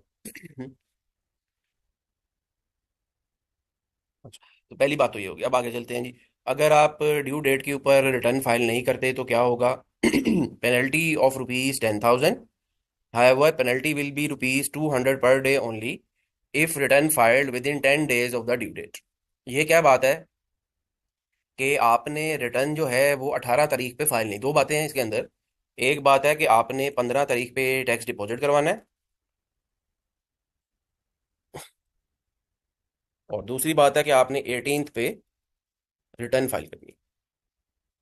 ठीक है, ये जो अब हम पेनल्टी पढ़ रहे हैं ये रिटर्न की पढ़ रहे हैं कि ये पेनल्टी वैसे तो रुपीज 10,000 है, लेकिन अगर तुम 10 दिन के अंदर अंदर रिटर्न फाइल कर देते हो, यानी 18 तारीख अगर ड्यू डेट है, तुम 28 तक कर देते हो फाइल, 18 से 28 के इन बिटवीन, तो फिर तुम्हें पर डे जो है वो 200 रुपये का फाइन लगे। फॉर एग्जाम्पल तुमने रिटर्न फाइल कर दी 22 के ऊपर, 22 अगस्त के ऊपर, अब आपको 4 दिन की पेनल्टी लग जाएगी। ठीक है, और रुपीज 200 पर डे, यानी 800 रुपये की पेनल्टी लग जाएगी अप टू 10 डेज। लेकिन जैसे ही 10 के बियॉन्ड चले गए आप, तो 10,000 रुपये की मिनिमम पेनल्टी आपको लगेगी। ठीक है, अच्छा, इसमें एक बात और आपने याद रखनी है, बल्कि ये एक दफ़ा ये क्वेश्चन पेपर में भी आ गया था कि आपकी एक टैक्स पीरियड के अंदर कोई टैक्सेबल एक्टिविटी नहीं है, ना आपने कोई सेल की है ना आपने कोई परचेज की है। होता है ना कि अक्सर कंपनीज कुछ होती हैं जो डोरमेंट होती हैं, नॉन एक्टिव हैं। नॉन एक्टिव समझ के उनका कोई बिजनेस नहीं है अभी, या बिजनेस चल ही नहीं रहा, सेल ही नहीं हो रही, बिजनेस बंद पड़ा हुआ है। क्या आपने फिर भी सेल्स टैक्स की रिटर्न फाइल करनी है? क्या आंसर है जी इसका? हाँ, फिर आपने नील की रिटर्न फाइल करनी है। अगर आप नील की रिटर्न भी फाइल नहीं करोगे तो ये पेनल्टी लगेगी। ठीक, अच्छा। दूसरी बात ये है कि आप में से किसी का ये क्वेश्चन भी हो सकता है कि ये तो बड़ी कम पेनल्टी है 10,000 रुपये की। ठीक है, ये पेनल्टी जो है रिटर्न फाइल ना करने की है, टैक्स जमा ना कराने की पेनल्टी अलहदा से है। असल चीज तो टैक्स होता है ना, टैक्स आपने अलहदा से जमा कराना है। टैक्स जब आपने एक दफा जमा करा दिया, उसके बाद 18 यानी 3 दिनों के अंदर अंदर आपने रिटर्न फाइल कर देनी है। वो आपने टैक्स जमा करा दिया टाइम पे लेकिन रिटर्न फाइल नहीं की, तो ये पेनल्टी है। ठीक है, अभी टैक्स जमा ना कराने की पेनल्टी अभी अलहदा से आएगी, वो भी हम पढ़ लेते हैं। अच्छा, उससे पहले ये मैं क्वेश्चन आपको दिखाता हूँ। डिफॉल्ट से चार्ज आप बताएं ना, अगर आपने टैक्स 15 पे जमा करवा दिया है लेकिन रिटर्न फाइल नहीं की, डिफॉल्ट लगेगा? डिफॉल्ट से चार्ज नहीं लगेगा। ठीक है, डिफॉल्ट जो है वो सेकंड वाले केस में लगेगा, यानी आपने 15 पे टैक्स जमा नहीं कराया तो फिर आपको डिफॉल्ट से चार्ज भी लगेगा और पेनल्टी भी लगेगी।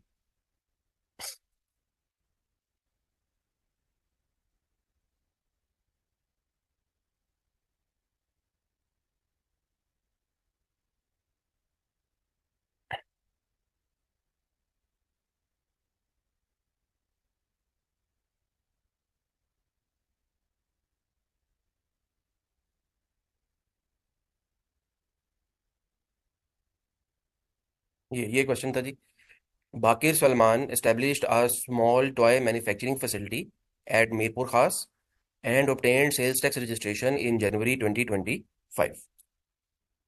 However, due to lockdown imposed by the government, he could not commence his business activities as stipulated। ये जिन दिनों कोविड चल रहा था ना उस वक्त ये क्वेश्चन आया था। ठीक है, मैंने वो ऑब्वियसली कोविड वाली बात इसमें से डिलीट कर दी है क्योंकि करंट ईयर के हिसाब से बनाए हैं ना question. He could not commence his business activities as stipulated। As a result, no sales tax returns were filed as he did not carry on any taxable activity। In May 2025, he received a notice from the Inland Revenue Department requiring him to furnish the return by 15th June 2025. ठीक है. Advise whether Bakir Salman is required to file the sales tax return and the consequences, if any, he may face in case of non-filing of such return. ठीक है जी. तो पहला जवाब तो आपने इसके अंदर बताना था कि वो लाइबिलिटी रिटर्न फाइल करने के लिए. दूसरा जवाब आपने बताना था कि चूंकि उसने रिटर्न फाइल नहीं की, नील की लाइबिलिटी तो उसकी कोई नहीं थी क्योंकि उसकी एक्टिविटी नहीं है, उसको ये पेनल्टी लगेगी ये वाली. ठीक है. तीसरा एक और भी इसके अंदर जवाब आना था जी. वो क्या था जी? आप सोच के बताएं सभी लोग. मैं आपको पढ़ा चुका हूँ पहले कि वो अपनी रिटर्न फाइल नहीं कर रहा जनवरी से, यानी जनवरी, फरवरी, मार्च, अप्रैल, 4 महीनों की रिटर्न फाइल नहीं की. 5वें महीने नोटिस आया. हाँ, ये वाला पॉइंट आपने बताना था कि चूंकि 2 महीने की उसने कंजेक्टिव रिटर्न फाइल नहीं की तो वो सेल्स टैक्स में भी इनएक्टिव हो गया होगा. ठीक है. क्वेश्चन नंबर 30 का फोर्थ पार्ट.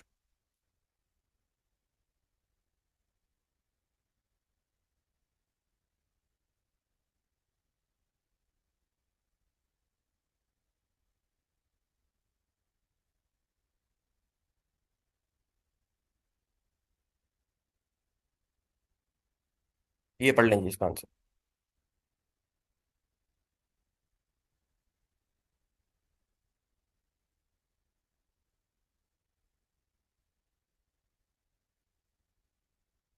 और यहाँ पे वो 200 पर डे की पेनल्टी नहीं आएगी क्योंकि वो 4 महीने से ऊपर का टाइम हो गया रिटर्न फाइल ना करते हुए. तो हम सीधा सीधा बता देंगे कि भाई तुम्हें 10,000 रुपये की पर मंथ जो है वो पेनल्टी लगेगी. ये बड़ी इंपॉर्टेंट पेनल्टी है रिटर्न ना फाइल करने की, इसको अच्छी तरह से याद कर लीजिए.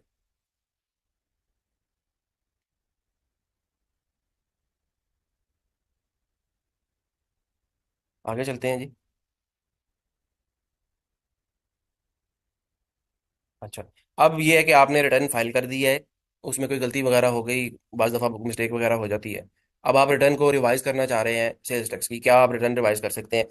तो याद रखिएगा, पहले तो ये लॉ में ऑप्शन ही नहीं था. ठीक है. पहले इनकम टैक्स की रिटर्न रिवाइज करने का ऑप्शन अवेलेबल था लॉ के अंदर, लेकिन सेल्स टैक्स की रिटर्न आप रिवाइज ही नहीं कर सकते थे. ठीक है. ये आज से कोई 2 एक साल पहले लॉ में प्रोविजन आई है और अभी तक ये भी आई क्या में नहीं आई. इसमें उन्होंने अलाउ कर दिया है रजिस्टर्ड पर्सन में file revised return within 120 days after obtaining approval of the commissioner. Approval of the commissioner. नहीं नहीं, वन ऑफ है बस. 1 महीने मैक्सिमम पेनल्टी है ना, 10,000.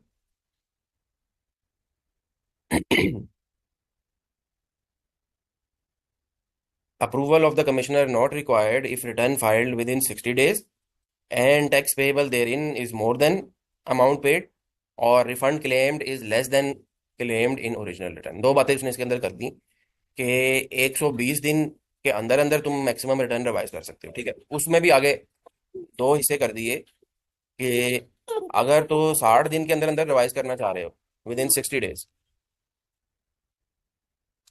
और तुम्हारी लाइबिलिटी इंक्रीज हो रही है ओरिजिनल रिटर्न से या रिफंड, बाबा जिम बाबा। तो आपकी लाइबिलिटी अगर इंक्रीज हो रही है या रिफंड जो है वो डिक्रीज हो रहा है, यानी एफबीआर को फायदा हो रहा है, तो फिर सीएआर का अप्रूवल रिक्वायर्ड नहीं है. इसके अलावा अगर तुम 60 से ऊपर जाना चाह रहे हो, यानी विद इन 120 डेज मैक्सिमम तुम जा सकते हो, उसमें कमिश्नर से अप्रूवल लेना पड़ेगा. ठीक है. उसके बगैर रिटर्न रिवाइज नहीं होगी.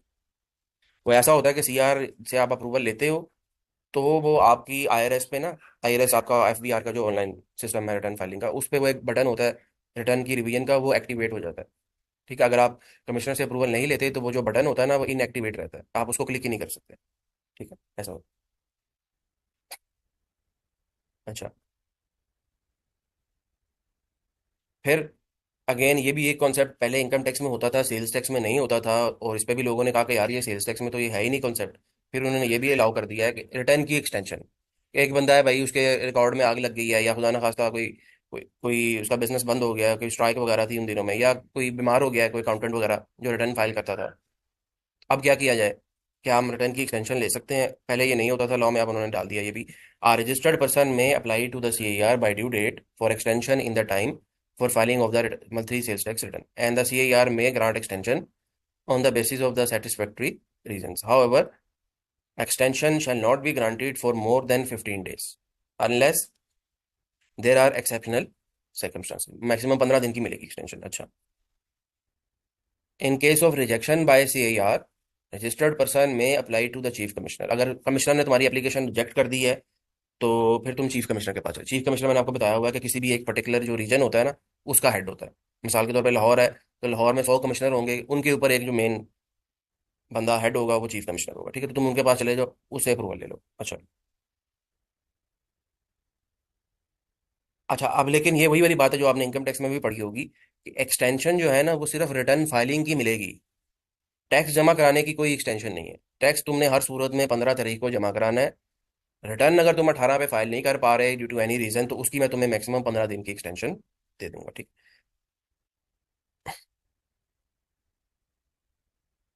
हाँ, how ever, sorry, such extension in time would not relieve the registered person from payment of default charge for such extended period। ठीक है, अगर तुमने टैक्स जमा नहीं कराया टाइम पे, एक्सटेंशन ले ली है और ये समझ बैठे हो कि भाई ये एक्सटेंशन जो है मुझे पेमेंट की भी मिल गई है, तो वो गलत है। ठीक है, अगर तुमने 15 के बाद टैक्स जमा कराया, चाहे एक्सटेंशन ली है चाहे नहीं ली, डिफॉल्ट चार्ज तुम्हें लगेगा ही लगेगा। ठीक है। अलबत्ता जो पेनल्टी होती है ना, पेनल्टी हमेशा कमिश्नर की डिस्क्रिशन पे होती है। क्योंकि पेनल्टी के बारे में ना बेसिकली कोर्ट्स की ये जजमेंट्स हैं, डिफरेंट कोर्ट्स की, कि अगर तो जो डिफॉल्ट है ना वो विलफुल था, अगर तो टैक्स पेयर ने जानबूझ के रिटर्न जमा नहीं कराई या पैसे जमा नहीं कराए टाइम पे, फिर तुमने पेनल्टी लगानी है। ठीक है, या और जो भी काम है जिसके लिए पेनल्टी लॉ में दी हुई है, अगर डिफॉल्ट जो है वो इंटेंशनल था, विलफुल था, फिर पेनल्टी लगेगी। लेकिन अगर वो टैक्स पेयर का डिफॉल्ट विलफुल नहीं था, फॉर एग्जांपल वो उसने ये प्रूव कर दिया कि भाई मेरे पास तो फंड्स ही नहीं थे, मैं तो बैंक हो गया था, मेरे पास बैंक में पैसे ही नहीं थे, मैं कहाँ से तुम्हें टैक्स जमा कराता।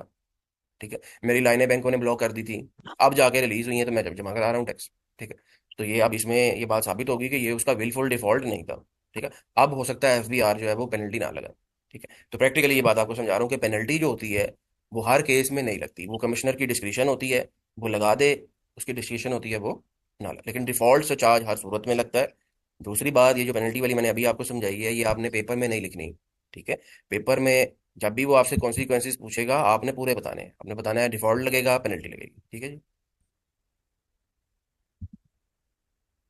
हाँ, 120 से ऊपर चले गए हैं, रिटर्न रिवीजन नहीं होगी। अलबत्ता एक ऑप्शन आपके पास अभी भी अवेलेबल है, वो क्या है जी बताएं। HP पढ़ा चुका हूँ आपको, खुद ही बताएं। हाँ, कंडोन करा लो उसको। ठीक है, तो 2-2 साल पुरानी रिटर्न भी लोग कंडोन करवा के रिवाइज कर लेते हैं।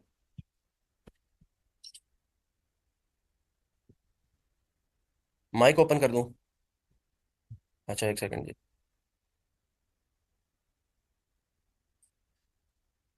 जी मैंने कर दिया जी, बोले।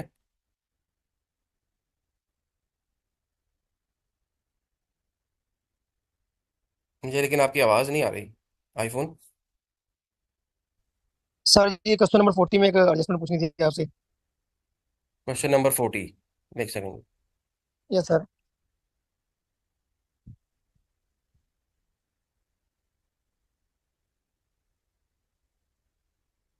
हाँ जी, बताएं जी। सर इसमें एडजस्टमेंट नंबर जो 2 है, इसका बुलेट पॉइंट नंबर 1 है सर, इसकी भी तो होल्डिंग टैक्स की जो कैलकुलेशन हो रही है, ये सर समझ नहीं आ रही थोड़ी सी।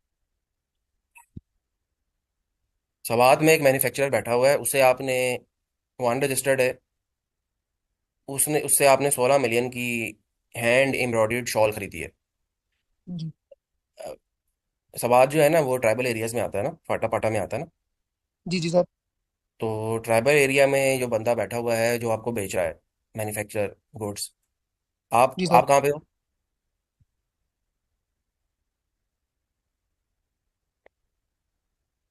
ठीक है, आप पाकिस्तान में बैठे हुए हो। ठीक है, तो कितने जी परसेंट जी। लगेगा सेल्स टैक्स का रेट?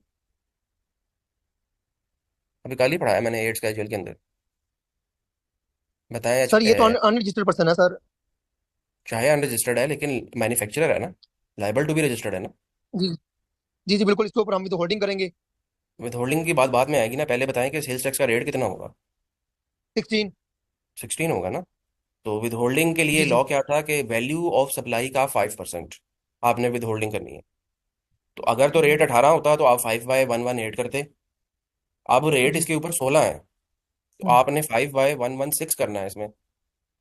ऐसे ही हुआ हुआ है। जी जी बिल्कुल ऐसे हुए। ठीक है, अच्छा आगे पूछें, अगला कोई सवाल है? सर एडजस्टमेंट नंबर 5 है सर, इसमें हमें कैसे पता चल रहा है कि ये जो हम अनरजिस्टर्ड को, ये एंड कंज्यूमर है, जैसे गारमेंट्स हैं चिल्ड्रन के, हम्म। Sale to unregistered person. हाँ, इसमें क्वेश्चन क्या है आपका कि हम एंड यूजर को बेच रहे हैं, ये कैसे पता चलेगा? जी जी जी बिल्कुल बिल्कुल। देखिए ना, फैक्ट्री आउटलेट है। हम्म। फैक्ट्री आउटलेट से सेल किसको होती है? क्या फैक्ट्री सर वो तो आउटलेट हम से पब्लिक ही खरीदती है? रिटेल, सर वो टेलर को भी कर सकते हैं ना हम सेल तो। नहीं नहीं, रिटेल आउटलेट है ना उसका, उसने लिखा हुआ है। रिटेल आउटलेट से तो कभी भी डीलर को सेल नहीं होती ना। डीलर को जो सेल होती है वो तो फैक्ट्री से होती है ना आपकी। रिटेल आउटलेट का मतलब ठीक ही है। ये होता है कि यहाँ से एंड यूजर को सेल हो रही है। ठीक है। ये मैंने बात समरी में लिखी भी हुई है, आपने पढ़ा है? जी सर अगर पढ़ा आप हुआ है। समरी पढ़े तो वहाँ पे ये बात लिखी हुई है। उसके बाद भी अगर आपने मेरी हाल नहीं माननी तो फिर मैं तो कुछ नहीं कर सकता। ये देखिए, ये मैंने शायद उसमें लिखा भी हुई है ये बात। 4% वाली जो बात है ना,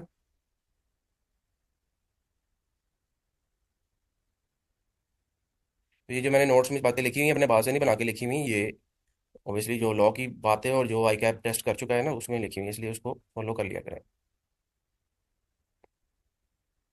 ये देखें, ये लिखा हुआ है। ये देखें, सेल्स थ्रू रिटेल आउटलेट्स आप कर रहे हो, या एम्प्लॉय को बेच रहे हो, या एजुकेशन इंस्टीट्यूट्स को या हॉस्पिटल्स वगैरह को सेल कर रहे हो, तो इस पे फर्दर नहीं लगेगा क्योंकि ये एंड यूजर्स कंसिडर होते हैं। ठीक है जी, और बताएं। सर सर वो समझ आ गया था, लेकिन वो समझ ये नहीं आ रहा था कि वो हम एंड कंज्यूमर का कैसे पता चलेगा हमें। बेसिकली ना 4% समझ आ गई थी। वो मैंने आपको बता दिया ना, फैक्ट्री आउटलेट से हमेशा एंड यूजर को सेल होता है ना, रिटेल आउटलेट से उसमें लिखा हुआ है कि उसकी रिटेल आउटलेट है। जी जी सर, इस सर क्वेश्चन नंबर 41 में ना, तीसरे बुलेट पॉइंट में एक है पॉइंट वेरियस ऑटो पार्ट्स वाला ना। इंपोर्ट वाला? जी जी, इससे लास्ट थोड़ा सा ये various auto parts for the manufacturing of motor vehicle. हाँ, ये आपने इंपोर्ट किए हैं। जी उसमें जी क्या सर, मतलब है? अब इसमें सर जो हमने 3% वाला जो एडिशन नहीं लगाना, ठीक है। अब हम्म। जो हमने उसकी वो तीन पड़ी थी, इसके ऊपर ना, यानी 3% नहीं लगेगा उसके ऊपर। उसके अंदर ये पार्ट की तो बात नहीं की हुई, यानी वो सिर्फ सीबीयू की यूनिट की बात कर रहा है। तो हमें कैसे पता चलेगा कि वेरियस पार्ट्स इसके अंदर आ रहे हैं। नहीं, वो पार्ट्स की बात नहीं करता। वो ये बात करता है, चले मैं आपको वहां से पढ़ा देता हूँ ना पहले।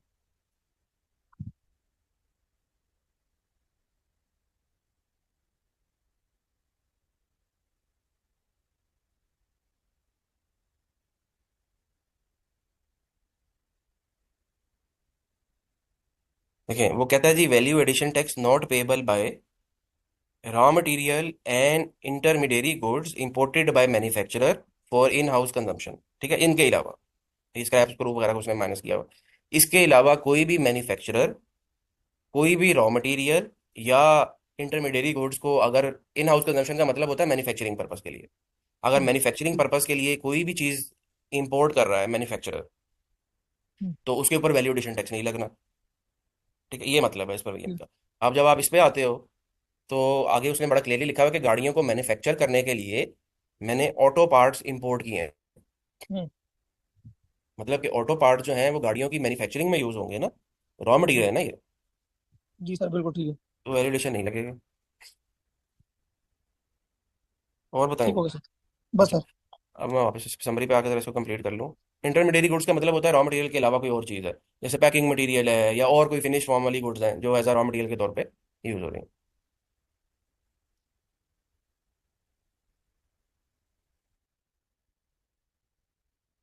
जी जी, 15 वाली जो आपकी लाइबिलिटी आउटस्टैंडिंग है, जितनी लाइबिलिटी आपकी आउटपुट माइनस इनपुट, जो भी आपका बैलेंस पेएबल बनेगा उसके ऊपर आपको पेनल्टी लगेगी।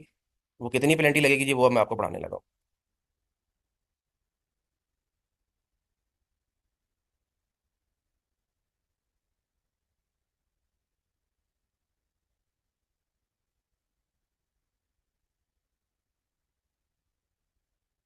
वो है जी, failure to deposit tax within due date, penalty of 10,000 और 5% of the amount of tax involve whichever is higher. ठीक है, सीधा सा रूल है, या तो 10,000 रुपया दे दो, या जितना भी टैक्स है, फॉर एग्जाम्पल आपका आउटपुट माइनस इनपुट करके 1 मिलियन का टैक्स आया, तो 1 मिलियन का 5% यानी 50,000 या 10,000, विच एवर इज हायर। ठीक है, ये लगेगी पेनल्टी प्लस डिफॉल्ट से चार्ज लगेगा, ठीक है। डिफॉल्ट से चार्ज काइबोर प्लस 3 और 12% विच एवर इज हायर, ठीक है। ये जो पेनल्टी है ना, ये वैसे देखने को आपको लग रही है कि बड़ी छोटी सी है, ये बहुत बड़ी पेनल्टी है। एक एक मैन्युफैक्चरर है जो जो सेल्स टैक्स जो है वो मिलियंस में जमा कराता है, कि 500 मिलियन का टैक्स जमा करा रहा है। अब उसने अगर इवन एक दिन के लिए भी डिले कर दिया, क्योंकि ये 5% पर एनम नहीं है, ये सीधा सीधा 5% है आउटस्टैंडिंग अमाउंट पे। उसने अगर एक दिन के लिए भी डिले कर दिया तो 500 मिलियन का 5%, खुद से देख लें कितना बन रहा है। 25 मिलियन, 25 मिलियन की पेनल्टी लग जाएगी, ठीक है। तो ये इस तरह से। अच्छा जी। No penalty to be recovered if the person files revise return voluntarily before receipt of any audit notice along with due tax and default charge. कि एक बंदा जो है उसने टैक्स पूरा पे नहीं किया, रिटर्न फाइल कर दी, ठीक है। अब उसको पता चला है कि भाई या अब उसको रियलाइज हो गया कि भाई ये सेल मुझे डिस्क्लोज करनी चाहिए थी, मैंने नहीं की डिस्क्लोज, ठीक है। 2 महीने के बाद फॉर एग्जाम्पल पता चला, लेकिन अभी तक एफबीआर की तरफ से कोई नोटिस नहीं आया ऑडिट का या असेसमेंट का। वो कह रहा है खुद ही से रिटर्न अपनी रिवाइज करो, जो भी टैक्स बनता है वो दे दो और डिफॉल्ट से चार्ज दे दो, पेनल्टी नहीं लगेगी, ठीक है। लेकिन अगर ऑडिट का नोटिस आ चुका है, होता पता क्या है, पहले एफबीआर जो है ऑडिट करता है आपका। ऑडिट के दौरान आपसे पूरा डाटा मंगवा लेता है, जिस तरह आप लोग ऑडिट करते हो ना किसी भी कंपनी का जाके, इसी तरह एफबीआर सारा डाटा अपने पास मंगवा लेता है डिपार्टमेंट में। या बाज़ दफ़ा उनके जो रिप्रेजेंटेटिव हैं एफबीआर के, वो आपके प्रेमिसेस पे भी आ जाते हैं और सारी फाइलों को चेक करते हैं, सारा डाटा, बैंक स्टेटमेंट्स वगैरह सारी चीज़ें चेक करने के बाद वो कुछ पॉइंट्स बना लेते हैं, जिस तरह आप लोग ऑडिट में बना लेते हो ना पॉइंट्स, कि ये हमारी ऑब्जर्वेशन है, बिल्कुल इसी तरह एफबीआर के जो इंस्पेक्टर्स होते हैं या ऑफिसर्स होते हैं वो कुछ पॉइंट्स बना लेते हैं। और फिर वो पॉइंट्स, जिस तरह आप लोग एक ऑडिट ऑब्जर्वेशंस की एक शीट बना के प्रेजेंट करते हो अपने पार्टनर को, पार्टनर फिर आगे मैनेजमेंट से डिस्कस करता है, बिल्कुल इसी तरह से एफबीआर एक शो कॉज बना लेता है। और वो शो कॉज नोटिस फिर टैक्स पेयर को दे देता है कि भाई ये ऑडिट करने के बाद ये पॉइंट्स मेरे आए हैं, ठीक है।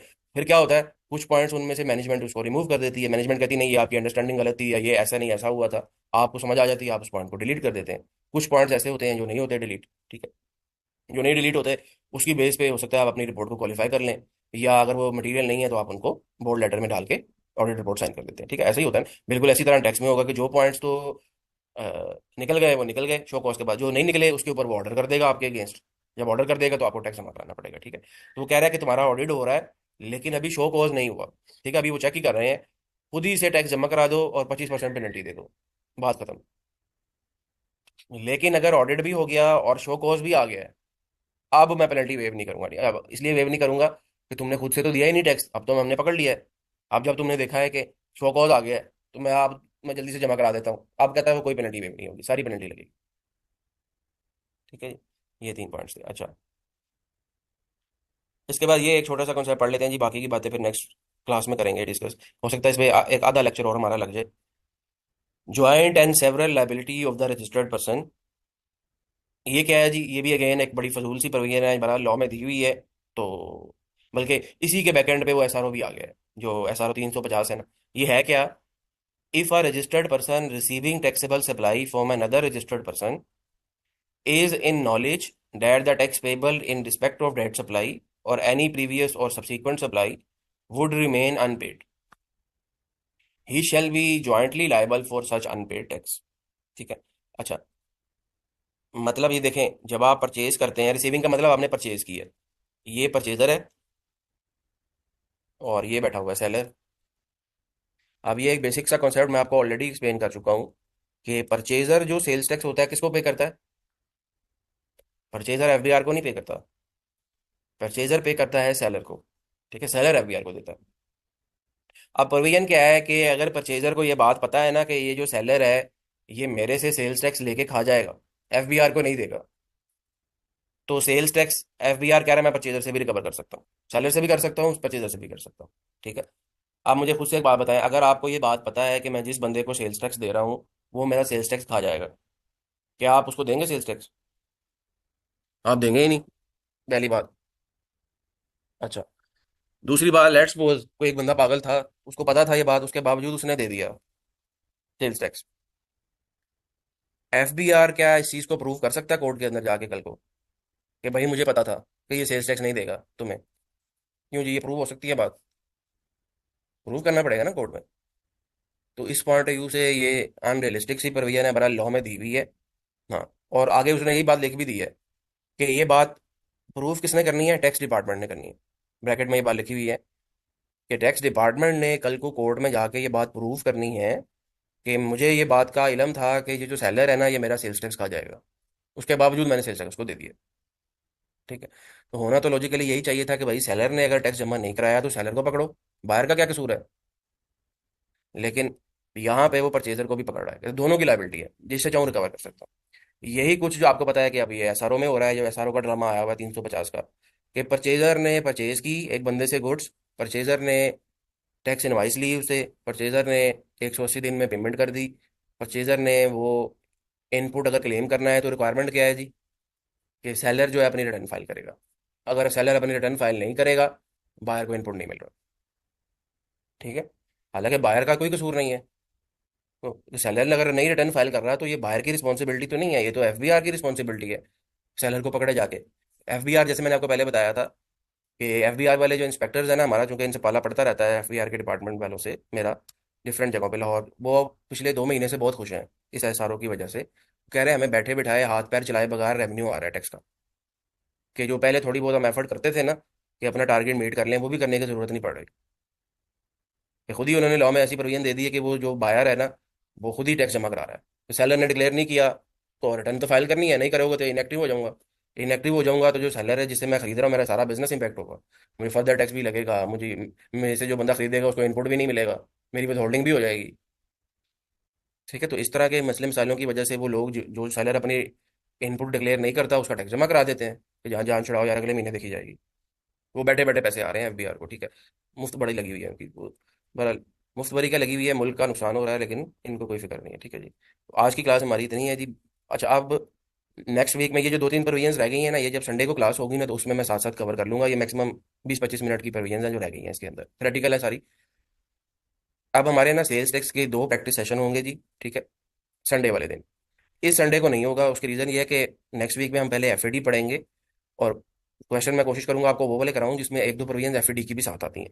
ठीक है, तो उसके लिए फिर जब तक हमने एफएडी नहीं पढ़ी होगी वो क्वेश्चंस पेपर पूरे के पूरे नहीं होंगे क्लास के अंदर। ठीक है, तो अल्टरनेट संडे, इस संडे को छोड़ के नेक्स्ट संडे पे एक प्रैक्टिस सेशन होगा, और फिर उस संडे को छोड़ के नेक्स्ट पे होगा। ठीक है, और उसमें ये जो चीज़ें 2-4 बच गई हैं ये भी मैं आपको साथ ही करवा दूंगा। ठीक है, सेल्स टैक्स हमारा 99.5% समझ लें कंप्लीट हो गया है। वो जो 0.5% रहता है वो मैंने आपको बताया कि जो संडे को क्लास होगी, इस संडे को नहीं होगी, नेक्स्ट संडे को होगी, उससे उसमें मैं आपको करवा दूंगा। अब ये देखें, मेहनत, या जैसे पंजाबी में कहते हैं दौड़, हर बंदे की अब अपनी अपनी है। ये जो मैंने प्रैक्टिस क्वेश्चन में जो जितने भी सवाल दिए हुए हैं ना, इनको करने के लिए 1-2 कॉन्सेप्ट्स के अलावा, वो भी एक आधे सवाल में शायद आपको मिल जाए, टोटल 43 क्वेश्चन है, सारे के सारे कॉन्सेप्ट्स आपको बता दिए हैं। कोई एक भी कॉन्सेप्ट ऐसा नहीं है जो मैंने आपको नहीं बताया।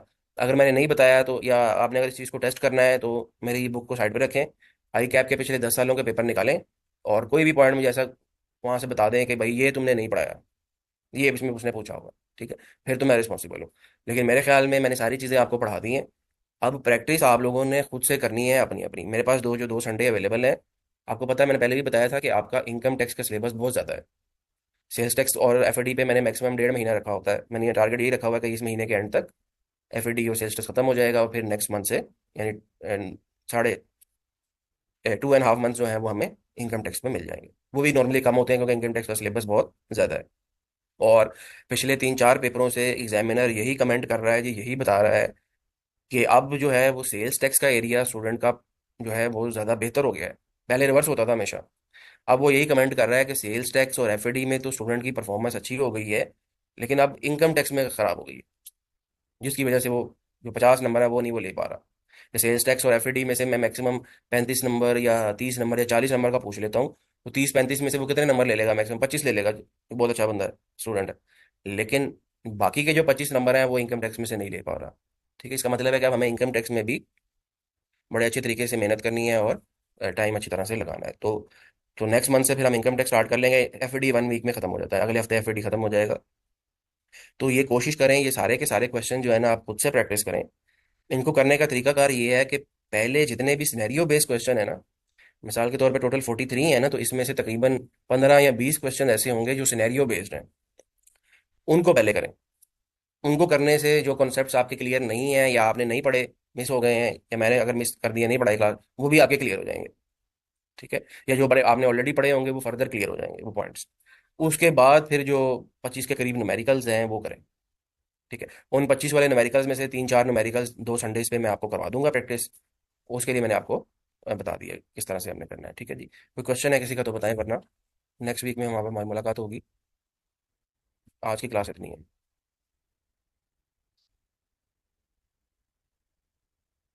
ठीक है जी, अल्लाह हाफिज।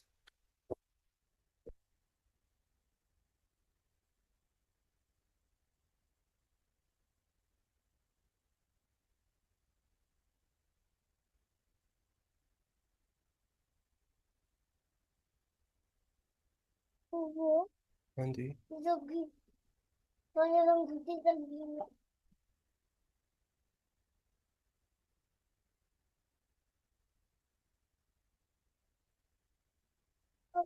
ऊपर बंद रखिए।